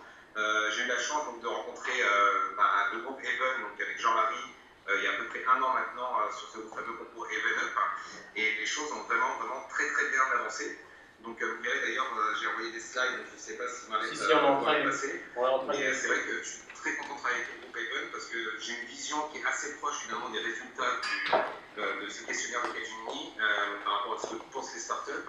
Mais avec Even, il n'y a pas que avec Even, mais en tout cas avec Even, voilà, ça avance beaucoup plus vite qu'avec certains grands groupes. Donc dans la structure en fait de la présentation, on a repris en fait les thématiques de l'étude, ce qui permet de se rapprocher par rapport à ce que disait Sigolène tout à l'heure. Tu voulais... C'était ma question, justement, si on prenait les différents items. Voilà, exactement. Super, j'avais pas vu la Donc premier item, c'était la création de valeur. Donc, je te laisse enchaîner, Philippe. Oui, je vous vois en même temps, parce que je ne le vois pas en fait de votre côté. Donc je sais ce que j'ai mis, bien sûr. Voilà. On est sur le premier slide, vision. C'est moins bien. Ouais, mais là du coup... Ah, vous l'embêtez pas sinon, vous l'embêtez pas, moi je peux l'ouvrir sur mon PC en même temps. Donc, voilà, donc en fait vous verrez, pour chaque thème, en fait, j'ai vraiment séparé la vision que j'ai en général avec tous les grands groupes et la vision avec Even, parce que c'est aussi le but aujourd'hui. Donc bon, en général, ça marche bien, j'ai des bonnes discussions, etc. Mais on sent quand même que c'est à sens unique, c'est-à-dire qu'on doit limite envoyer une trentaine d'emails avant d'avoir une réponse. Il faut vraiment montrer qu'on apporte de la valeur à ce grand groupe pour que la startup commence à avoir un intérêt. Donc, je sais qu'ils sont submergés de messages. Voilà, et côté avec Even, c'est vrai que depuis ce concours, j'ai vraiment un accompagnement qui est assez impressionnant. Donc en plus, c'est vraiment un trio, puisque dedans, il y a le Even avec Jean-Marie, mais également, alors j'ai vu la petite photo de Sigolène, que j'ai pas vue, mais voilà, qui m'aide vraiment énormément, mais pas que sur le côté, voilà, j'ai mis l'aide financière, parce que le concours, il y a eu un apport au départ qui était quand même très intéressant. Et voilà, mais c'est pas que ça, c'est derrière tout cet apport que ça nous amène, donc les mises en relation avec les grands groupes, le conseil, etc., pour justement structurer la société. Parce qu'aujourd'hui, si je travaille avec Even, mais que j'arrive pas à structurer ma société, si je mets la clé sous la porte, finalement, Even ne pourra pas profiter non plus des services que Planning aurait pu mettre sur le marché. Donc voilà, donc cette aide vraiment très importante, et pas que financière, je le répète. C'est vrai que alors je vais enchaîner du coup, sur la vision Even. C'est vrai que nous, dans le concept du concours, on s'était fixé comme objectif en fait, d'accompagner les 4 startups qu'on sélectionnait sur 1 an. Ce qui nous permettait de ne pas faire un concours one-shot, mais donc d'apporter vraiment une valeur ajoutée, d'être en proximité avec elles, et donc d'apprendre ensemble. Puisque là, sur le digital, on échange énormément avec Philippe. En plus, il y avait cette ambition de cultiver un peu l'esprit d'entreprise, la vitesse, donc le souhait d'aller vite, etc. Nous, on est dans notre culture, en fait, Even. C'est vrai que c'est un grand groupe, mais on a plein de petites entités à l'intérieur. Et donc, ça nous permettait de rester dans cette dynamique culture d'entreprise, entrepreneuriale. Donc, à chaque fois, en fait, pour chaque start-up, il y a un coach technique et quelqu'un, en fait, du village. Ce qui permet d'avoir des échanges très réguliers. Et en fonction des thématiques sur lesquelles ils ont une problématique, on leur met en face, par exemple, le service juridique, s'ils ont un problème sur un contrat, le service marketing. On les fait, Philippe, il a échangé avec les gens de chez Paysans Bretons pour comprendre comment était la mécanique du couponing, quelle était la tarification que le couponing des autres concurrents appliquaient, etc. Donc c'est vraiment, il a accès à une information très rapide par rapport à un besoin pour construire son modèle et pour aller beaucoup plus vite. Donc là, nous, c'est de se rassurer, se donner de l'énergie aussi, parce que parfois, Philippe, il est tout seul. Tout au début de son modèle, en fait, ça allait un peu, c'était foisonnant, ça allait dans tous les sens. Je lui ai dit, tu es en train de signer avec tous les sites de recettes, avec toutes les enseignes de la distribution, et tu nous parles d'un énième projet. Fais gaffe, Philippe, reste concentré, parce que sinon, il faut que tu t'entoures. Il faut que tu trouves des équipes. Donc moi, je ne vais pas pouvoir te mettre toutes tes équipes. Donc là, pareil, tu as commencé à chercher des étudiants de Grenoble, tu as trouvé une super équipe avec toi, des ingénieurs, qui font partie maintenant du truc. Et puis, surtout, d'échanger le plus souvent possible pour confronter nos visions. Et nous, on s'enrichit énormément. Et lui aussi, donc je pense que c'est ça la vraie valeur aujourd'hui que je peux donner, dès l'introduction de ce qu'on en retire finalement, nous, Even. Parce que, ça nous ouvre sur toutes les nouvelles technologies qui se produisent, ça nous oblige à distordre un peu nos modèles qu'on a sur notre projet digital, etc. Puis se dynamiser ensemble. Voilà, on enchaîne sur la rapidité. Du coup, sur le slide 8, si je dis pas de bêtises. Ouais, c'est ça. Donc voilà, la rapidité, c'est vrai qu'encore une fois, en général, c'est toujours un peu compliqué quand on a une start-up et dans son petit coin pour rencontrer les bonnes personnes dans ces groupes qui sont vraiment immenses. Alors moi, ma technique, ça a toujours été LinkedIn. Et c'est vrai que j'ai mon petit mail type que je remets avec le prénom de la personne, mais je l'envoie un peu à 30 personnes dans chaque groupe pour trouver la bonne personne. Les délais de discussion, alors je ne donnerai pas de nom, mais il y a des grands groupes, c'est assez impressionnant. Alors c'est vrai que dans une start-up, généralement, en 48 heures, on peut prendre une décision. Dans certains grands groupes, il va y avoir 3 voire 4 comités de direction pour valider un projet. Donc, par exemple, il y a une grosse enseigne, c'est pas la numéro 1, mais je dirais pas laquelle c'est non plus. Ça fait 1 an, c'était une des premières, je pensais qu'on allait la mettre sur le marché au tout début. On a passé 3 comités de direction qui ont été validés, je dois être encore en attendre un 4e, c'est pas possible. Voilà, au bout d'un moment, ça se trouve dans 1 an, moi j'aurai un autre projet qui sera mis en place, on va faire tout un tas de choses, c'est vraiment très lent. Les délais de paiement, pareil, c'est jusqu'à maintenant, j'ai pas vu une facture qui a été payée dans les temps. Alors, sachant qu'en plus, moi, dans mon modèle économique, c'est que je reçois un pourcentage sur le panier qui a été payé, et après, je m'engage à reverser un pourcentage de mon chiffre d'affaires au site de recette. La force de ce modèle, c'est que du coup, Marmiton, 750 grammes vont pousser sur la solution pour qu'il y ait le plus de paniers possible, donc qu'on soit tous gagnants-gagnants. Sauf que le problème, c'est que moi, j'ai envie de payer dans les temps, et si je dois payer Marmiton 750 grammes, mais que les enseignes n'ont pas payé, c'est compliqué. Donc voilà, ça, c'est vraiment un gros souci en tant que start-up. Avec Even, aujourd'hui, donc dit Jean-Marie, mise en relation ultra efficace. Alors, c'est vrai que j'ai eu cette chance avec ce concours de connaître Jean-Marie et 3 autres personnes. Mais d'un coup, en fait, voilà, Jean-Marie m'a mis en relation avec Madame Pouliquin, Lebris, Gégou et j'en passe. Désolé si j'oublie les noms. Et du coup, je sais exactement qui fait quoi. Et du coup, je peux avancer vraiment sur des projets bien précis avec chaque personne en interne. Et c'est vraiment très agréable.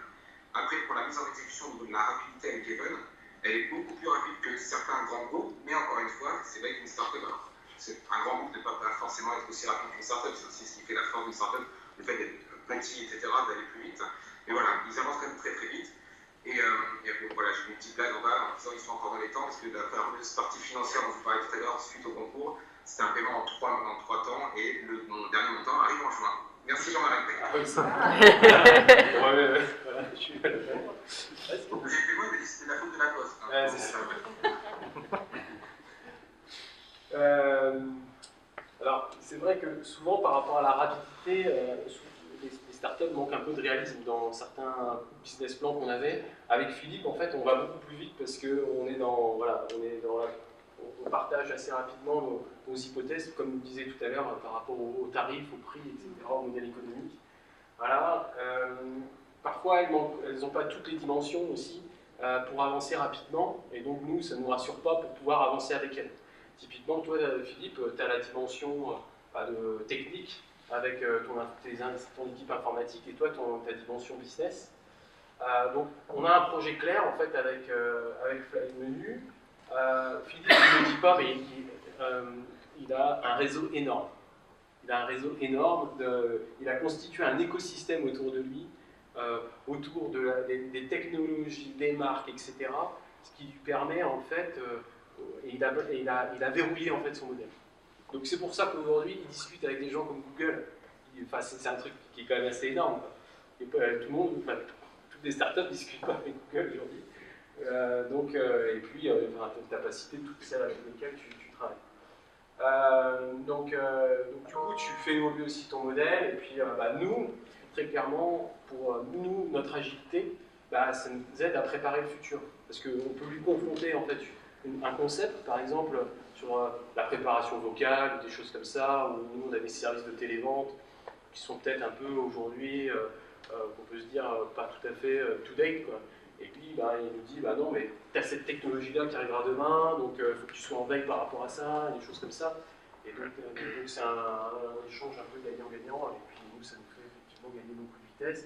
Et sur la rapidité, je pense que nous, de tout temps, en fait, on a une direction générale qui a toujours dit small is beautiful, parce qu'effectivement, ça va un peu plus d'agilité, et quand on voit les gros mastodontes aujourd'hui, et puis aussi le domaine de la responsabilisation en fait, dans les sociétés, sur les projets. Simplicité. C'est à toi, Philippe. Slide 11, Philippe. Oui, slide 11, merci beaucoup. Donc voilà, oui, donc c'était le thème, désolé, simplicité. Donc voilà, c'est vrai que en général, depuis le début, j'ai de la chance, on a des objectifs assez clairs et donc, assez compris par tous les grands groupes. Donc généralement, quand je suis reçu, on sait de quoi on parle, etc. Donc ça, c'est vraiment agréable. Partie contractuelle, je reprends vraiment les thèmes qui ont été mis dans le questionnaire. Au niveau contractuel, souvent, c'est des... Alors moi, j'ai trouvé une avocate qui est magique à Lyon, et j'en suis vraiment très heureux. Donc généralement, c'est assez simple, mais malgré tout, il y a quand même des grands groupes qui veulent vraiment qu'on soit dans leur système à eux. Donc du coup, ils déchaînent votre contrat pour en écrire un autre à côté, mais qui ne sont pas du tout en lien avec une startup. Je vous donne un exemple tout bête, c'est que moi, on m'a demandé est-ce que mes serveurs pour conserver mes datas, elles étaient réfrigérées. Enfin voilà, des questions vraiment assez aberrantes. Alors après, c'est normal, il y a tout ce qui est RGPD, etc., mais c'est toujours assez typiquement. Alors avec la dernière enseigne qui est signée, Casino, qui est une super enseigne et ça allait très vite. Par exemple, sur le côté, on a fait 4 allers-retours avec les juridiques pour des petites choses un peu, qui ne servent presque à rien, quoi. C'est limite travailler sur des mots. Donc bref. Au niveau de la confidentialité, il n'y a jamais eu de souci pour l'instant de ce côté-là. On signe toujours un NDA de toute façon, parce qu'on on reçoit les datas de chaque enseigne, donc je sais exactement le paysan breton dans quel magasin il va être le moins cher à l'instant T. Voilà, donc des deux côtés, généralement, la confidentialité est toujours respectée. Au niveau de l'exclusivité, on me l'a souvent demandé, surtout les sites de recettes pour être franc. Mais voilà, je trouvais que c'était dommage de se bloquer que par exemple, Marmiton, 750 grammes. Et encore pire au niveau des enseignes, ça je le refuse parce que le but c'est que, même si moi j'aime Leclerc par exemple, j'ai envie quand même que les autres personnes puissent aller chez Auchan, etc. Et pas mettre qu'une seule enseigne. Donc voilà, l'exclusivité, je l'ai toujours refusée. Avec Even, alors les objectifs, on sait exactement où on va. Donc, comme on l'a vu sur le deuxième slide, on travaille vraiment sur 4 projets bien distincts. Voilà, après j'ai fait des petites blagues parce qu'en partie contractuelle, je pourrais vous en parler peut-être d'ici 2-3 mois, mais on va signer le contrat. Donc, mais voilà, donc, en gros, on est en train de discuter, on sait où on va, donc je pense que ce sera pas trop compliqué à mettre en place. Et jusqu'à maintenant, j'ai jamais entendu que Jean-Marie avait parlé des choses exclusives. Donc voilà, enfin, vous n'avez pas donné de secret. Donc tout ça, au niveau d'exclusivité et confidentialité, tout fonctionne très très bien avec Even. Donc la simplicité, en fait, c'est une de nos 4 valeurs en fait, au sein du groupe, donc c'est facile à trouver. C'est dans notre manière en fait, d'échanger en fait, avec les équipes. C'est vrai qu'on pour vous donner un peu un exemple, on réunit les startups, on a fait 3 cas de réunion en fait, à Ploudaniel, mais il n'y a que les startups et nous, et nos équipes. On fait pas. Il y en a, ils feraient venir la presse et machin, regardez, ils sont avec des startups pour faire du buzz. Et non, nous on fait un autre truc et on échange en fait sur leur projet. Et on a fait cette communauté pour que quelqu'un qui est dans le domaine de la nutrition voit la startup de Philippe et la challenge pour dire bah, moi j'ai tel contact. Donc on a essayé de créer cette petite communauté entre nous, ce qui fonctionne bien. Donc c'est ça aussi la simplicité. Pour moi, ça fait partie des éléments de simplicité pour aller assez vite. C'est vrai qu'on s'appelle régulièrement, c'est toujours le ton un peu de la blague, mais voilà, le week-end, ça arrive que Philippe, il me dit, enfin ça au restaurant, je donne l'anecdote, je savais pas ça, il m'envoie un texto, je vais faire une levée de fonds énorme. Je reçois ça, j'étais en train de faire des courses dans une enseigne, je lui dis, là tu vas un peu fort Philippe, et n'oublie pas que tu n'as pas encore fait ton business plan. Tu n'as ni ton business plan, ni ton machin, ni ton truc. Nous, on travaille avec des fonds d'investissement. On a investi dans un fonds qui s'appelle French Food Capital, qui a investi dans les food tech. Je lui dis, non mais Philippe, si tu vas avec ton projet, il est génial, mais si tu vas comme ça, les mecs, ils vont te plier. Donc là, Philippe, qu'est-ce que j'ai fait? Je lui ai donné un BP en fait, d'une boîte en anonymisant tout, pour que ce soit complètement nickel. Et pour lui donner en fait la structure pour qu'il puisse constituer son pitch pour aller voir Info. Parce que c'est pareil, quand on ne l'a jamais fait, on ne sait pas quelles sont les questions, ce qu'on doit mettre à l'intérieur, comment on doit marketer finalement les choses. C'est vrai que tu vends bien le truc, mais après derrière, quand on va vers des financiers, c'est plus la même chose, surtout sur du cap dev, du capital développement. Et donc en anecdote, ouais, c'est vrai que ce serait dommage de ne pas participer à la levée de fonds, mais là aujourd'hui, il faut qu'on trouve aussi un intérêt à la fois dans notre... Il ne faut pas freiner Fly Menu. Est-ce que c'est nous ou est-ce que c'est un fonds qui doit investir? Est-ce que voilà, là aujourd'hui, en fait, le tout, c'est que ce soit qu'au bout du bout, on se dise, purée, Fly Menu, c'est devenu le Google. Le Google, grosso modo, du site de recettes, où marketons le truc et que ça fasse un super projet en fait. C'est ça un peu qui nous anime. Voilà, dans la notion de simplicité. Bienveillance. Alors c'est à toi. Alors, en général, effectivement, l'équilibre est rarement respecté, malgré que j'ai eu quand même aussi plus que respecté, c'est-à-dire dans l'autre sens des aides, pas que de aides, j'ai eu vraiment d'autres très belles aides, je vous expliquerai. Typiquement, pourquoi l'équilibre n'est pas respecté, c'est que, alors je parle même pas pour moi, j'ai entendu dans mon entourage des startups où vous faites un peu couper par les commerciaux de ces grands groupes et derrière, ils signent pour 6 mois avec un chiffre d'affaires de 0 centime. C'est-à-dire que quand on va tester sur la plateforme pendant 6 mois, moi il y a un grand groupe, donc mon modèle, comme je vous disais, on touche 2% par panier transformé. Il y a des ventes autour de moi, il a réglé son contrat 2 mois avec son stylo, il a changé de 2% en 0,1%, il a dit là je signe. Et là j'ai dit moi je signe pas. Et quelqu'un qui aurait pas eu, je pense, les épaules, il aurait signé, c'est un très beau groupe. Voilà, je trouve qu'il n'y a pas d'équilibre. Je veux dire, au bout d'un moment, il faut aussi. Moi aujourd'hui on est 5, c'est pour ça aussi que je suis en train de réfléchir sur une levée de fonds, c'est qu'on commence à avoir un chiffre d'affaires correct, mais voilà, là pour l'instant on est 2 employés et 3 stagiaires.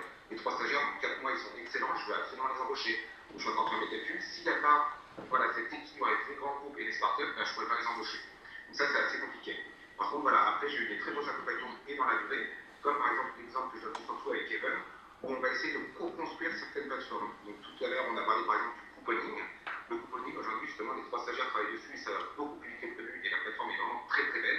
Donc j'ai hâte de la présenter d'ailleurs à Even. Et là, j'ai proposé à Even qu'on la co-construise ensemble. C'est-à-dire que moi, avec mes stagiaires, on va avoir une vision en fait de la marque qui n'est pas concrète, je pense. Donc du coup, on a développé la plateforme physique, on va la faire tester en fait à Even, ils vont nous faire des retours. Donc ça va leur prendre du temps. Et en échange, nous, ce qu'on a proposé, c'est que sur le modèle économique qu'on a sur le couponing, c'est qu'on va prendre un pourcentage sur chaque coupon. Et bien là, la première campagne de couponing qu'on fera avec le groupe Even, on prendra 0 centime. Ça sera vraiment, voilà, s'ils veulent faire 20 000 euros de coupon, ça leur coûtera 20 000 euros. On ne prendra absolument rien. Parce qu'ils nous auront donné de leur temps pour co-construire cette plateforme. Et ensuite, la vision à long terme, c'est vraiment là, il y a surtout un gros projet. Alors, je ne sais pas si on a parlé, Jean-Marie. Typiquement, aujourd'hui, Flamu, on est vraiment une plateforme pour les particuliers, mais on aimerait la dupliquer pour les professionnels.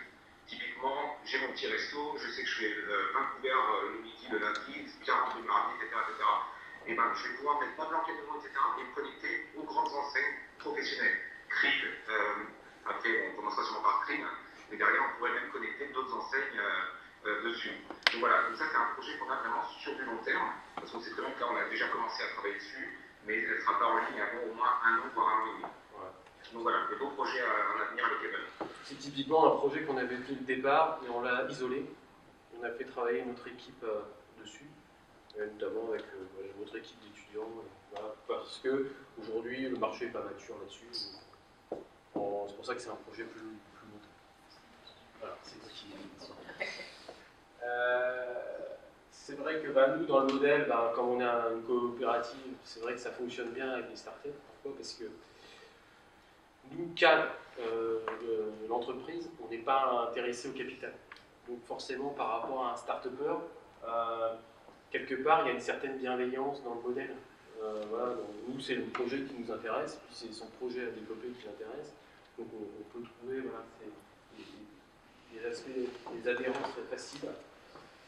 Et puis, sur la bienveillance, ouais, je peux dire que tout le monde connaît chez Even, parce qu'on l'utilise aussi. Voilà, ça a fait un buzz, en fait, tout ce truc EvenUp. On communique en interne, on a fait des vidéos, des choses comme ça. Aujourd'hui, on a rencontré quelqu'un pour un recrutement d'un cadre dirigeant, et qu'est-ce qu'il nous a dit? Il nous a cité le fait qu'on était un groupe dynamique parce qu'on avait fait EvenUp. Voilà, autre anecdote, il y a le gars de Madines, qui est une agence de com sur Paris spécialisée dans les startups, qui nous disent: ah ouais, vous, on vous cite en exemple dans votre concours de startup parce que vous les accompagnez sur du long terme, quoi. Et c'est vachement bien votre truc, etc.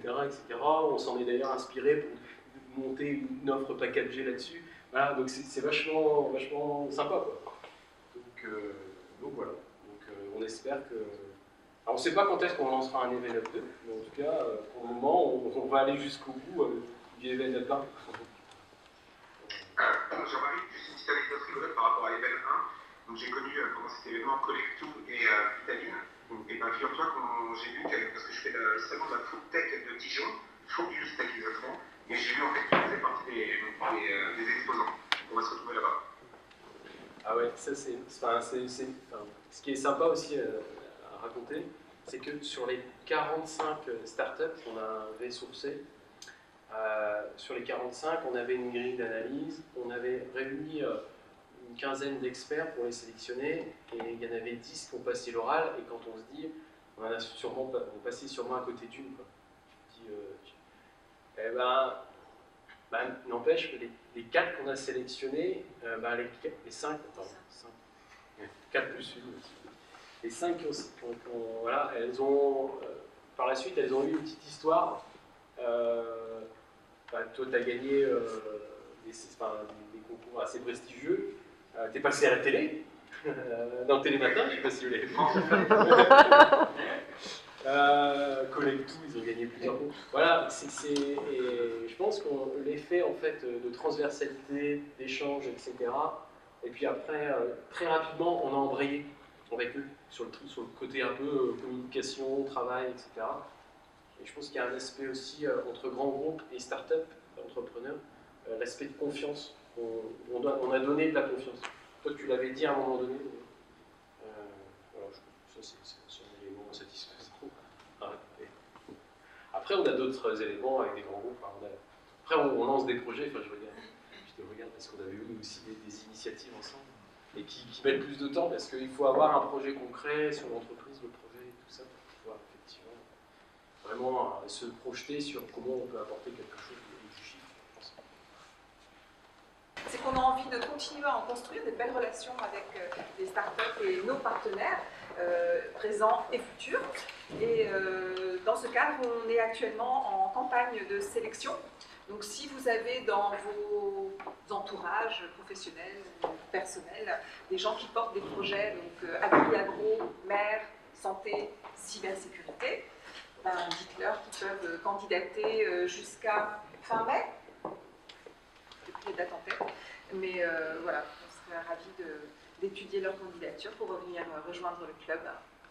J'ai un question pour vous, grâce à vous, tout est plus simple. Un village d'AICA, c'est pas pour vous flatter, mais entre une relation grand groupe, sans vous, avec vous au milieu, ben, on gagne beaucoup de temps. Je pense qu'on a tous vécu. Mais on peut vous poser des questions, vous savez ce que le partenaire peut attendre. On peut vous poser des questions de marché aussi. Vous savez ce que le partenaire peut supporter.